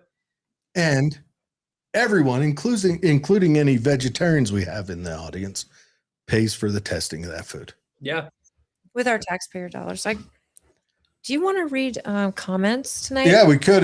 Yeah. I'm sure. You know what, Mackenzie, we could talk to you forever. No, And you're a good chat, and you're a good always dude. And, welcome to come on the Thank you. show. We would love to get to know more about other issues. and I hope I break your brain and then make you an anarchist. We don't mean to And then challenge you win. everything, and we don't mean to talk the Yeah. entire show. We're grateful that you have shared your time with us tonight. We have, hi, William. Thank you for tuning in. You wrote a lot about Tooele County. Yeah, William is from Central America. He's from oh goodness, Ecuador. Is it? No. Yeah, I think it's Ecuador. Is it? And he looks like he Googled Tooele County. Yeah, and I and love you Utah. for it, but I don't Yeah. know that we need to go Well, into all we that don't need to go because into we're that. way over on the time. Yeah, we will read it after we're done. No, I Mackenzie, all your reasons are noble and fair. They are 100%. I don't fault you for that at all. I don't fault you for even looking at the government as a solution, because everyone else does. There's very few people like me that have seen the light. You know, have seen it but man, you're a good chat. You're a smart guy. I like that. I like your forward thinking. I do. I like all that. Or do we not want to get into that? He doesn't need to sit through all the comments. We'll read them Ecuador. after. He just said, yeah, he's from He's Ecuador. from Ecuador. He's a great guy. And he just says, hello, good evening. If people want to get a hold of you and reach out Yeah, or do you learn have a more about you, website? Yeah, What I do have you a got? website, voteformackenzie.org. I also have a phone number. I have an email that people can call or text or email, whatever. I can Mackenzie at voteformackenzie.org, MACKENZIE. Phone number 801-410-0340. People want to talk, I got time. Perfect. And you're a data analyst? Yep, data analyst. My official title is data analyst, IT programmer. I used to do IT before this. So you went from nuclear Sparky. I've known a few nuclear sub electricians in my day. It's weird how I tend to run into them. I don't know why I do. Yeah, I didn't work on the nuke part. I did cryptologic equipment, but okay, so you did the one I mostly knew. He was an instructor in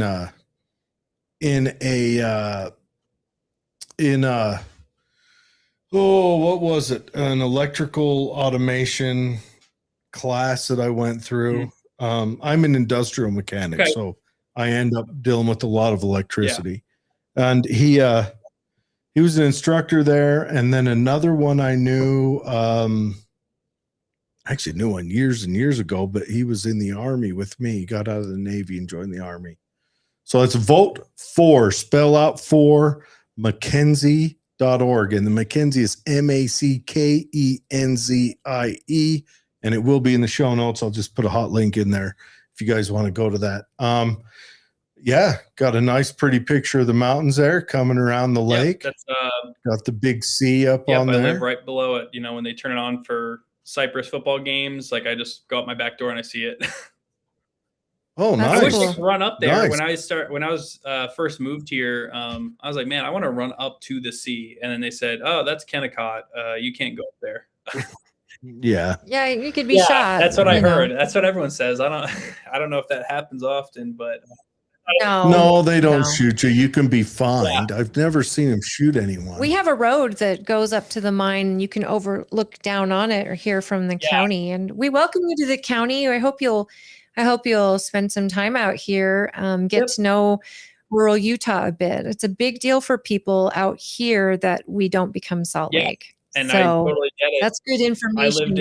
I lived in rural Colorado when I was in 5th grade, and my closest neighbor was 7 miles down the street. So Oh, we're not that rural. That's real rural. That's really rural. You know, it's like an hour and a half bus ride to get to school. So it was just a thing. But I mean, Well, knocking on doors out here is kind of a distance. We can say Yeah. that. But in your area that you would represent, it's the majority of our population.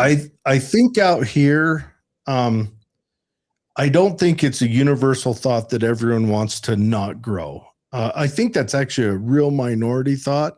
That's just the active say it's a people loud that as Holly minority. is chair. Yeah. Yeah, as Holly is chair, she gets to hear Yeah. from them. I think Well, they want I smart think- growth, not I think every housewife out here wants to hear us get big enough to have a Costco. yeah, That's- I mean, Not this honestly, I'm household. surprised you guys don't have one because We're not big I enough. lived when I lived in Illinois. You know, the closest Costco was in Pleasant Prairie, which is like in Wisconsin, right on the edge, or like the one in the like right outside of Chicago. Like I wouldn't call it Chicago, but whatever. But then I moved here, and I've got 5 within like 30 minutes. You know, I can go to downtown. I can go to. There's one in like West Jordan or South Jordan. There's the West Valley one. There's a Bountiful one. There's like Mhm. West Valley is 25 minutes away from here, and market research actually showed Costco didn't need to build one here because the zip codes that shop there are from here. People will drive. We're used to driving Exactly. 30 minutes That's everywhere. why the numbers and the data like doesn't make sense to me, because it's like just because they are doing this doesn't mean that they wouldn't do that anymore if it was closer. I think They want a population of I at least think 250,000 people. 250,000 people before they build one. We're like 76 entire county, right? Yeah. The largest county in Yeah. the state, 76,000. Yeah, because people. I mean, but they just built another Costco here, like right off of Mountain View corridor. Like it just Yeah, Mhm. you guys have the That's weird. population density. I just feel like it's too many, to be honest, too many Costcos. But I mean, I guess I don't complain that much, because then it's like anywhere. If I'm in Salt Lake County, there's a Costco, so I can fill up my gas. I can.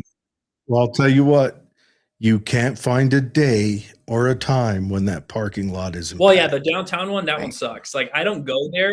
That's I don't us. go there unless like I feel like it. Like if you want to have a field trip to Costco and you want to, you know, see like miles of. The Walmart downtown is Oh yeah, I don't go to that terrifying. one. I would never let your wife shop there with your kids. Like Are you talking about Salt Lake? it's one? when I lived downtown, that was a The terrifying Salt Lake visit. Walmart. Oh yeah, Yeah, on 13. yeah. And I don't go to the West Valley Walmart either. I go to the one right next to me, or like sort of like off 5600 West. There's another one further south that's like, I guess like on the edge of like Kearns or South Jordan, whatever they want to be. That's the hardest part, is trying to figure out where you are at some point. But that Walmart is way better. But I try not to go to Walmart. I try to go to Winco. I like the employee-owned aspect. Oh yeah, and you have it right there on Yep. 56. And so I try to go there when I can. I mean, Magna has a neighborhood Walmart, and that's fine if I need like milk, and that's it. But yeah, a yeah, little like, tiny grocery one. You shopping- still have your Arctic Circle? Huh? Do you have Arctic Oh yeah, and Circle? it's right in the same. It's right in front of it, actually.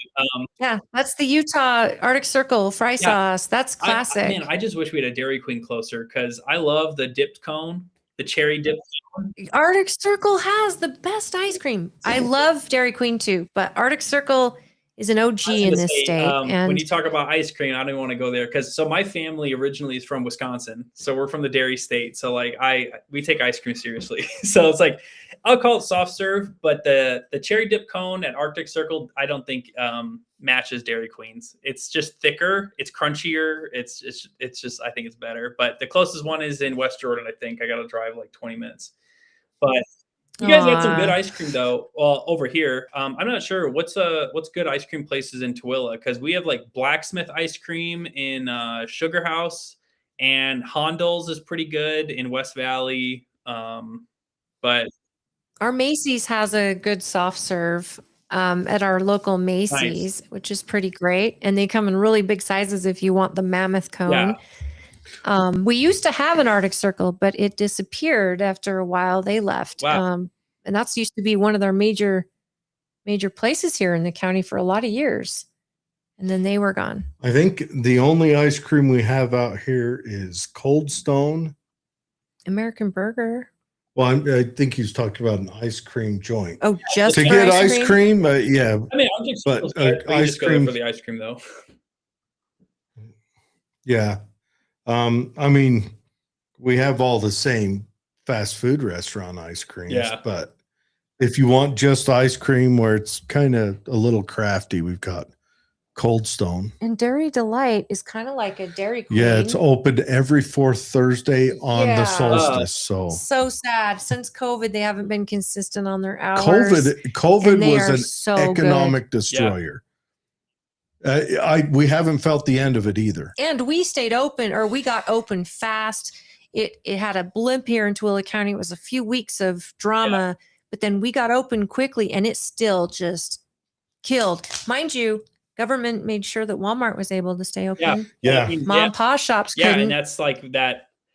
I think me and Jared are on the same side, but on a different way, because I just think that it's the corporations being able to get into government that is the problem, not like the government. You know what I mean? So I think. So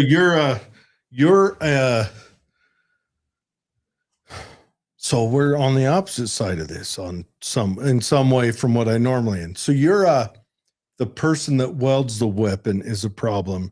And my problem is that the government is a weapon. I guess in my head, I think the corporation is the one shooting the weapon, and the government's trying to the one welding it. Yeah. And I think the government is a weapon. Yeah, because I think a lot of my my philosophy, I guess, comes from prevention and education, and that's how you best mitigate, the future problems. My fiance, she's a therapist, and so I get to hear that a lot. And it's like a lot about what started all of the push the boulder down the hill versus the boulder, and kind of. Oh, I'm big into that. Well, you heard me talk about the jungle. Yep. I mean, I'm big into studying historically how we got here, what drug us into the depths. And if the USA fails, it will be because of the government. Sure. And then let me rephrase that. When the USA fails, because everything fails. He's a ray of sunshine. It will be because of the government. Just like every other civilizational fail has been because of the government. Well, and immorals inside the government. Do you notice how many government in DC, members of the government end up working for lobbyist firms? Of course. I mean, because I think that comes from the like association, and you have the experience, and the people, and so you're like locked into the industry. But I'll say that in a counterpoint, sometimes governments destroy other governments, like the Mayans, where along the way, 100%. I mean, Rome destroyed Carthage. Yeah, and I mean other places like the Mayans were way better off than Spaniards, and then Cortez came over and killed them. Oh yeah, it's from their memoirs. You should like from one of the. I have read them. Who said that How many personnel did Cortez have?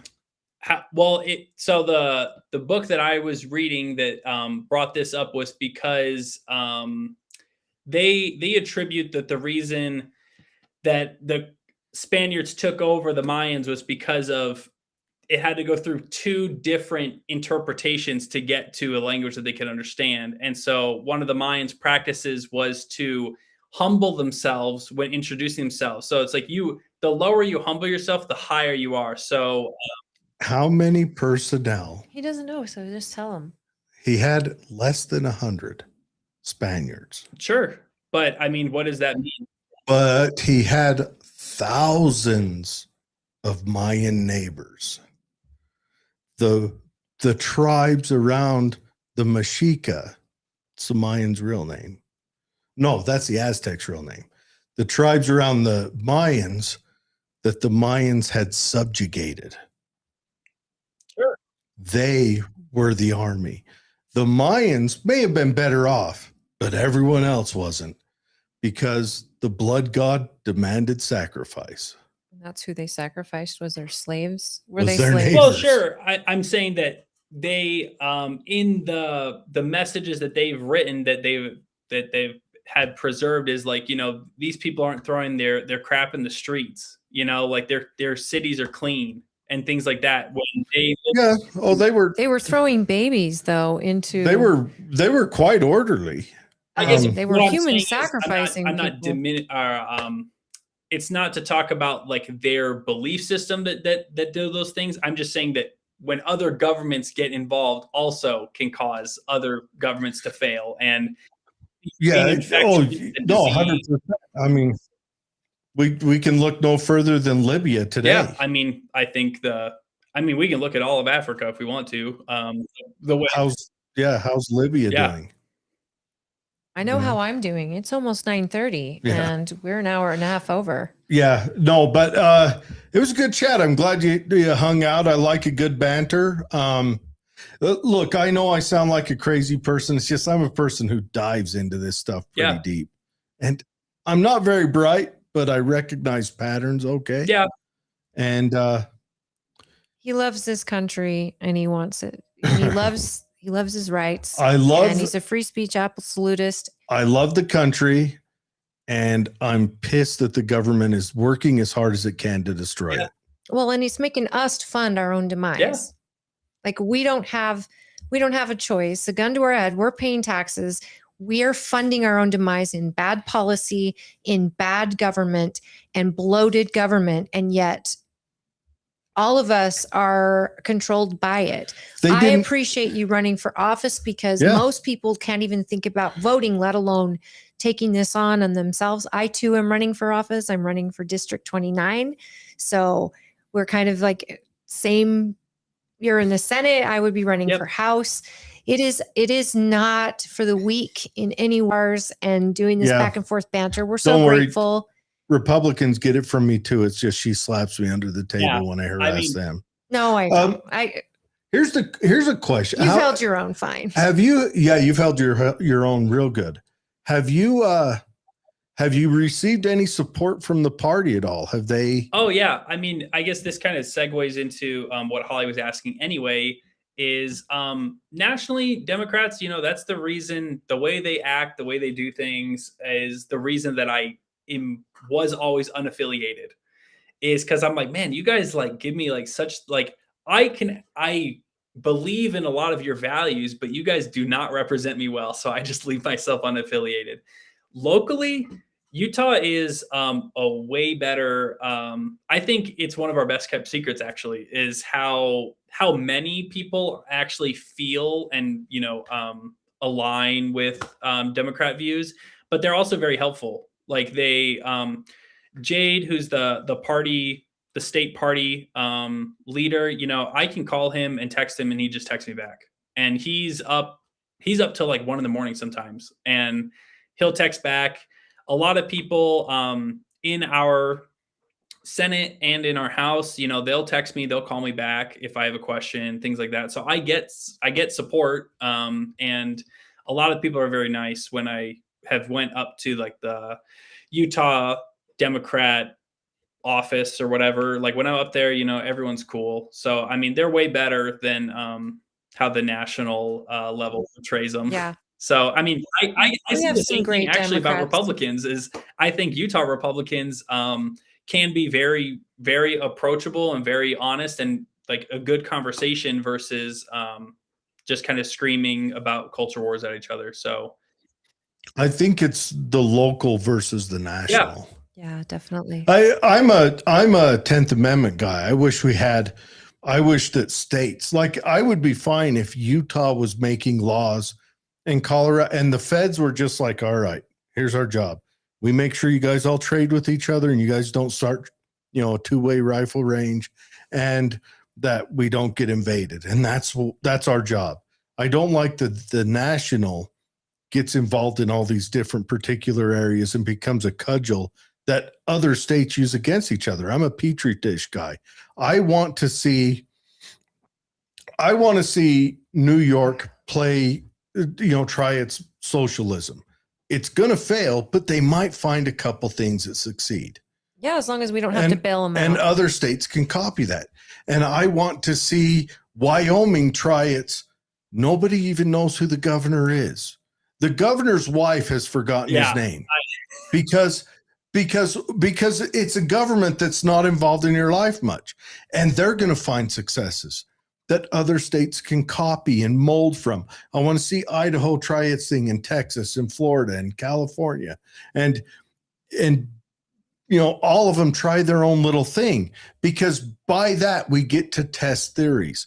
But when the feds come down and say everything's this way, we don't get to test it. And so we all have to fail together. Yeah. I mean, I think honestly, no matter which party, I think it'd be really good if the state, Utah, did a lot of thinking on its own versus following suit, because that's what it's really felt like, is these cascading effects of, let's just say, like, not to go into like a whole rabbit hole, but it's like Doge, right? And then we get to Salt Lake County trying to cut all these programs that cost very little, and they're not even looking at the biggest contributor of the budget, which is public safety. And I'm not against public safety, but I'm also thinking, how can we lessen the need for more prisons and more prosecutors and more, all this stuff? Because that really is a burden on the society, and you can't get rid of it. But it's like, we can find ways. They've done studies already. Be careful what you ask for,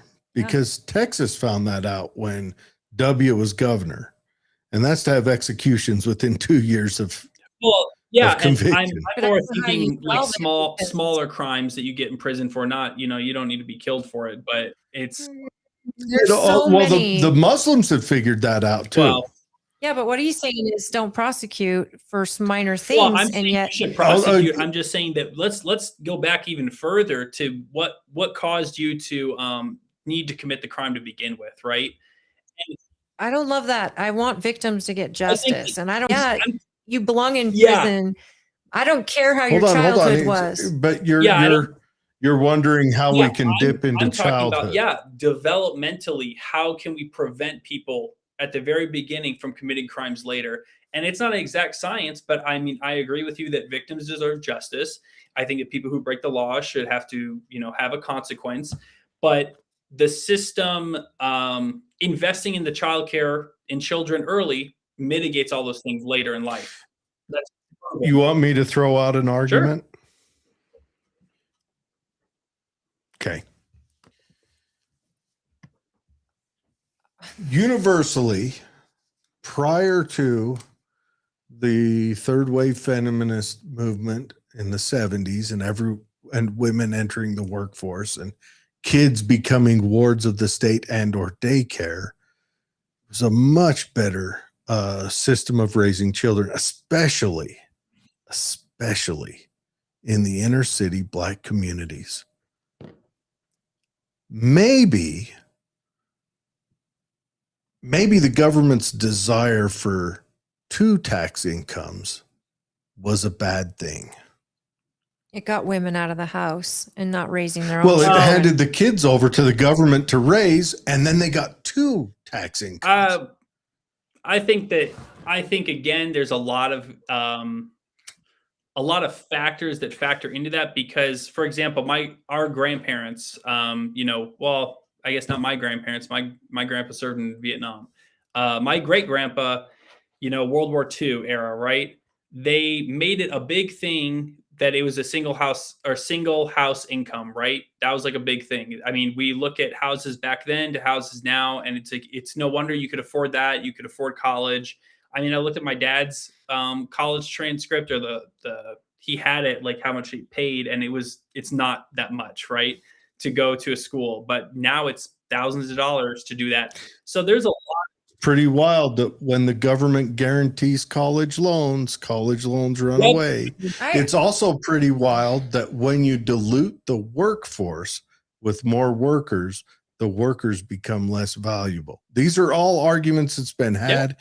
Every economist has studied this. Thomas Sowell is the preacher on this. I would like to add something. By the grace of God, my husband and I were able to have a baby after 8 years. And we decided that one of us is staying home. Regardless, one of us is staying home. And he was on first call for the first year. And I went to work. The thing is, we sacrificed. Yeah. We didn't have anything. We sold everything that wasn't nailed down just to keep our home. And just so one of us could stay home. And I'm grateful that I was able to take the turn and he found a job that could support us. But we didn't do vacations. We didn't do large things. We sacrificed. And I think it is doable even in this climate, because to me, when I'm with my baby, the short 5 years I have with them before they're in school in wards of the state, as he likes to say, that time is such a short period of time that I didn't want to miss any of it. And I'm terrible. Like I just said, I had all these fears of giving my child to somebody else and no one would love them like I would. I think it's still doable in this world. And I think it's almost shame when a woman stays home with her own child. And that is the way they have changed the media or culture, has almost made it like you're less than because you stayed home and were a parent. And that to me is a huge problem. And I don't think it's by mistake. The government gained something by taking our kids and putting them in schools or daycares and separating the family. The family is the one thing that is going to keep this country going. That family unit, family beliefs, however you believe, and raising your girls to believe it, or at least giving them that foundation, keeping your ideals alive in your traditions, but also that love and that connection that we see broken so many times in one parent households. The Black community used to have the strongest family unit in the nation. They did. And dividing them, and so many kids grew up without both parents in the home, or latchkey kids like I was in the 80s. I think my shock's giving out on my chair. They grow up and they don't have that many things: abuse, addiction, crime. All these things happen higher in single family households. Or it's the number one predictor for prison. Yeah. It's the number one predictor for divorce. Addiction. It's the number one predictor for addiction. It's the number one predictor for being a victim of violence. Child sex. The Blacks in the 50s had the highest rate of being born to a mother and father who were married. The highest. And then welfare came along, and Larry Elder can speak real good to that. He was alive when they made that swap. In the inner cities, they actually sent people around and talked to the mothers while the husbands were at work, and kind of initiated that outcome. And where are they today? How's that going for them? How's that working out for society? They're 13% of the population. 6.5%, actually, honestly, about 3.5% of the population commits 50% of the violent crime. We've destroyed their society. The government. We have shut off their future. Yeah, I think that's something that we need to focus on. And stuff like that pisses me off. Pisses me off because they deserve every right to fight their way through it. And the government went out and shopped to get them onto the dole. And our justice system isn't about black and white. It's rich and poor. So the poorer you are, the more likely you are to go to prison for even a smaller thing. And that's also a very big problem because we're trapped. Generational poverty. They're not growing. Well, and it's white people, it's black people. And I mean, that's kind of where I end up on the capitalism structure, is that how it's not capitalism. It is not. Because how is all the wealth moving upward and away from us? And I mean, I agree that we're paying taxes, but still people up there keep getting richer and we keep doing nothing. You want to see them climb even faster? Let's go socialist. And you'll watch them climb even faster because they'll control more levers. We're all paying for is everything is going upward, and like we talked about, everyone in terms of shareholder capitalism are trying to extract every penny that they can out of us that's sustainable. I mean, I agree with you. COVID had economic is a travesty in the economy, but then I look at things like, okay, we see bird flu come through, right? Eggs shoot up in price. Okay, that's natural to me, right? That makes sense. Less chickens laying less eggs. We get it. The thing is, the price never goes down. It always stays the same. They say, and honestly, I feel like it's more of a thought experiment where it says, okay, all these chickens are gone. Now it's $30 for, 5 dozen eggs. And then, we see that people are still going to buy them. Okay, so we don't actually have to go back to what the price was before. So how did That's crony capitalism. Yeah, and that's right that's there. kind of what I'm getting at, where it's like if they can take it, if they find a way that they can take it, they will take it, and they That's and true. We're not seeing prices just like drop. you said, They're used to it's paying always a it. nibble. It's always okay. Now eggs aren't $6; they're $7. There's also the other thing you're forgetting about the argument is the Fazio has a monopoly on manufacturing and selling eggs. Fazio's a big egg plant right out here in Tooele. They have some, 50 million chickens. They hold the monopoly on it. Me and my buddies can't go and start an egg farm down the road right now, can we? Could I start supplying eggs for 10 cents less than them tomorrow? You couldn't even get a license. And is it because Fazio will show up with guns? Nope, it's the government. Well, I would say, people in Magna do it, where they have like their chickens that you're allowed to have. There's yeah, but not to that level. Of No. I corporation. can't sell the eggs that cheap. I can't Sure. come in and do a competitive market like them. I can't. Say if I could go and build the structure, right? I could go and build a big Quonset hut, 40-foot long Quonset hut, fill it with chickens, start picking through the eggs. I can't do that because the government will shut me down. Because the government, along with Fazio, actually I think it's a part of Imperial Chicken, they got together years and years ago and wrote the regulation that they were already meeting. Yeah, and so Right. They Hold the already have letter the up. lawyers. I can't come in and compete. I can't get together even with say a foreign company. You'll be regulated An out Italian chicken egg producer can't come out here and set up a competitive market that would outcompete them. They can't. The government will shut that down because monopolies only exist with the force of that which holds the monopoly thereof. of it. The government decides what's a monopoly. Look what's going on with Netflix and Paramount and all of that. They're threatening, this isn't a good deal or this is a good deal. Butt out. Let people do it and let the free market decide if it's a good deal or not. I don't want to pay $25 What for if we Netflix. could shop for health insurance across state lines? It would be a competitive market, just like car insurance and house insurance. It's not the insurance companies that are stopping us. Nope, it's the government. You're right. Borders on locations. Let's have Yes. this conversation with you. No, I would dig to have more another of it. time because you're very interesting. I'm Yes, sorry you're for a all smart this guy. extra Yeah. time. You're young though. You haven't been jaded like myself. yeah, I mean, Yeah, I he's say an- that I know in my heart it's very pessimistic, but you have to be optimistic to make anything better. You can't just can't drive your car Thank and you. say, "Oh, the check engine light's on. I'll just do nothing until it dies." Instead, you got to have some positivity and belief that you can change something. I'm doing that. I I'm absolutely agree with you. I'm out here preaching the evils of government free to the world so they listen and stop. No, you don't. The government. I know, He's but- waiting to sit back and watch it all burn, and he knows No, when it does. I have an inkling of hope, and I'm going to keep Here's- putting it out into here's the the universe. truth. Here's the truth. If the government outlasts the country, it will be burning. The country will burn. But if the country outlasts the government, You mean the people of the country? it'll be happy. Well, either way, I'm pulling the levers I got, and that's all No, we can do. I agree. I like it. He's running for Senate. Yep, Mackenzie Miller. No pressure.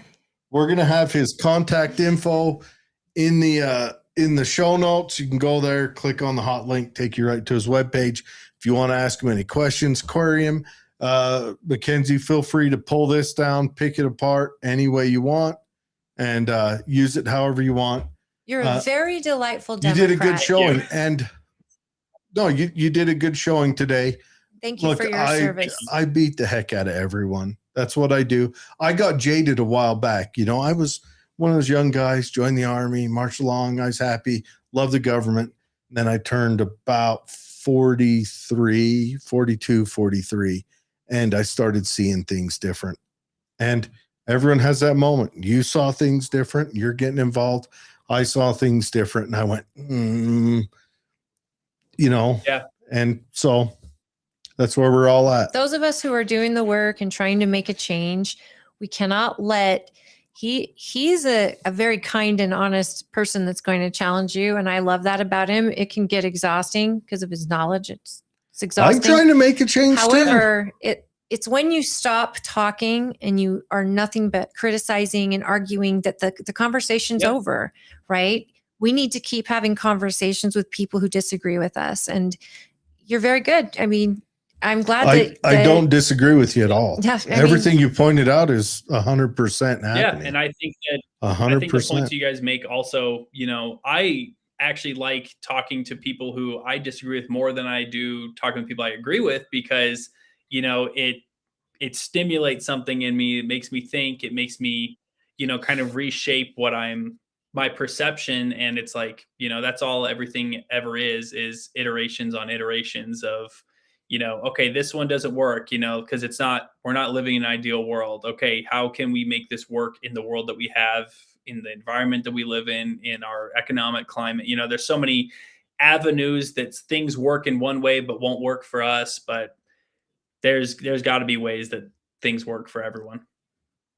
Well, and look, talking to people who challenge you make you only stronger, either in your beliefs, or they help you change your beliefs into something else, or dive more into research and figure it out. But that to me is the most beautiful part of this nation, is that we're neighbors.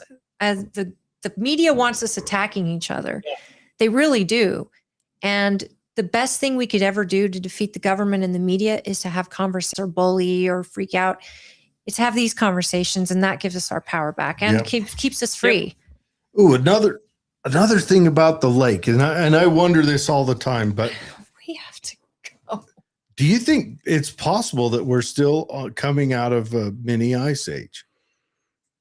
I'd probably say no.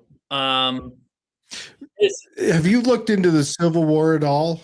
Not besides like the overview, but well, when was Gettysburg fought? It was fought in August, right? I couldn't even tell you. You tell us. Yeah. I think it was July or August. And they wore full wool coats. Have you ever been to Gettysburg? Well, you're from Chicago. Well, I mean, I was born in Virginia, Norfolk, Virginia, and I lived there. Oh, wow. Could you imagine wearing wool in July there, a full wool coat? I mean, it'd be unbearably hot, but that's what they got. Could you imagine marching across a humid field in a full wool coat? Well, didn't they have to be prepared for winter anyway? Like, not like that. Okay. But they were comfortable in that full wool coat.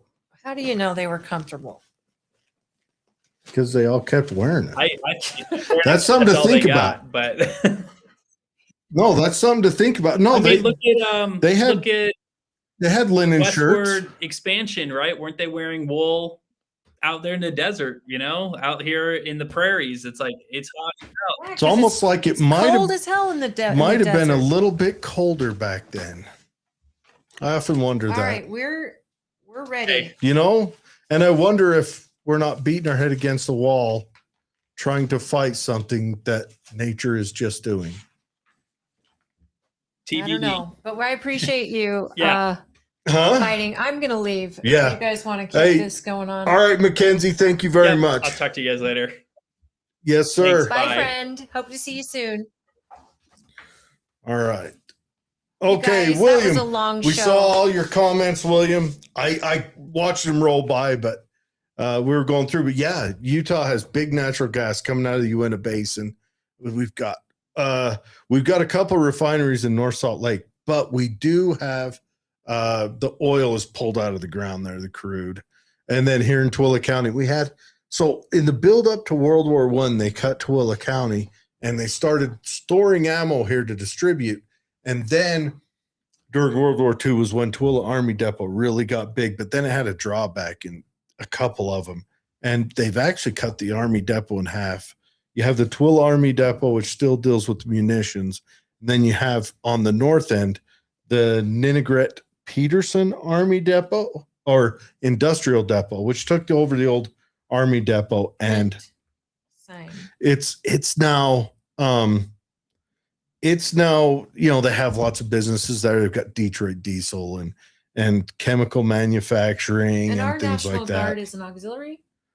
Is that What? what we are? Like, what's our specialty for our National Guard? You Our said National all of Guard's them- artillery. artillery. Okay. Yes. So today's date, That's 2/11/26, right? address. Okay. But yeah. Guys, come and see me tomorrow night at the Tooele Chamber of Commerce on Main Street, across from the Taco Time. Come and see me at 6:30 to 8:30. I will be there with to repeal Prop 4. And if you want to leave your signature with us, we are at the deadline. So this is one of the last opportunities you'll have to sign. I encourage you to come. If you don't believe in it and you don't want to sign it, don't come. It's okay. I understand. We don't need to debate. But anyways, yeah, Tooele is interesting. Now, the cool thing is Grantsville. I love you And all. I know I've mentioned this on the show, but Grantsville's got the good history. Man, good stuff. Don't you have to work tomorrow? Yep, I have to work at the Buck. I'm also on call tonight. Oh my goodness. A good friend of yours worked at Tyson, Ecuador. Yep. Wish Mackenzie the best. Thank you so much for the info, dude. William, I hope sometime you make it up here. We'll go out to the range, do some shooting, have some fun, and you'll see High Mountain Desert. Everyone have a wonderful night. Humana. Dennis Effenbeck. Well, we got more. Michael Rabani. I wonder who that handsome feller is. Great info. Dennis Effenbeck says, we live in a disposable world now. You guys had a great show. Thank you, Dennis. Thanks, Dennis. It's sad to think about. Everything is plastic. It is, but everything is oil based. Right. It's almost like the Dependent oil man on oil. got into everything, including the medication you take tonight. When you take like your aspirin or all that, there's oil involved in it. We've got a world built on that. We got to figure that one out. That commercial they played during the Super Bowl last year about the woman in labor and going to the hospital and how she's like, oh, you don't like oil? Well, say goodbye to this. And everything in the hospital started to disappear because it was all oil based. So when people really think about what is used in your plastic products, in medications, in just fuel and travel and getting items to you, it's so interwebbed. That's why we need another alternative. Yes, we need another alternative in case fossil fuels aren't forever. But until that comes, I don't like spending multiple billions of dollars to go to solar or wind when it's not effective or efficient at all times like oil is. I think batteries is where we need to go. But aren't they toxic and you can't No, recycle them? I think learning the next stage of battery, the next stage it's of replacement. storage is the way to go. Because once we get that down, then we can match solar to what we need, and we can match wind to what we need, and nuclear and everything else. If we can get the storage of the calories. I agree. You guys are the best. Thanks Yep. for your patience tonight. And go check out Mackenzie's website. Yeah, he's a It's good in the dude. show notes, and get to know him. And we will probably have We him on will. the show again. I hope so. We As will we have get the later Republican into- challenger on, and Emily Buss, our incumbent. We're Forward working on party. rescheduling. She was supposed to be on tonight, but she had something come up. We are getting her rescheduled. I don't want to have this much argumentative with them, but when someone brings up good argument points that we can banter back and forth, that is a lot more fun for me. But I know that a lot of people won't want that. So most of the time when we have them on, they're just going to come on and say, hey, this is me. This is what I'm running. Bam. We'll do a quick 20 and out. If someone's willing to have banter, we'll have them. I need to figure out how we can initiate that before the show, if they want the debate style or if they just want to say, this is me and, vote for me, smile. You guys, we Shake want the your baby, kiss engagement the to hand. get your comments. If you have questions for these candidates, please put them in the please put them in the comments. We want to, if I see comments that have questions for the candidate, I'm happy to ask them. I'll even interrupt a tirade if I have to get your question to the candidate. We love the candidates. We're grateful for anyone willing to throw their hat in. This is not something that is easy to do. Running for office is a lot and it's expensive. And getting in front of people, you need every opportunity. We're grateful that they're even considering our show.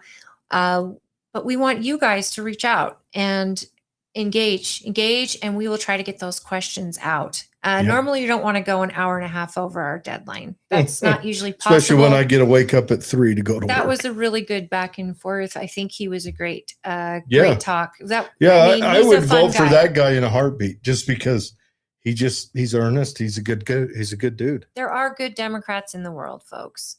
I think Katie is one of them. Mhm. Reasonable. Yes, they have passion about issues that I myself don't agree with, but I also learned a lot tonight. And I appreciate that. I appreciate somebody who's willing to share, and I have the utmost respect for those who serve.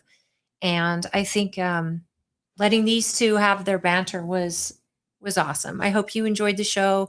And if you didn't get to watch it all, tune in because we're on YouTube, Facebook. You can go back and watch it from the beginning and still leave your comments. We see everything. So please stay engaged with us and share with a friend if you like.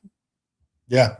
Or you can listen to us on Spotify or whatever. Or on iTunes as well and the podcast. Yep. All right, you guys have a wonderful night. We'll see Happy you again Valentine's later. Day. Have a great weekend.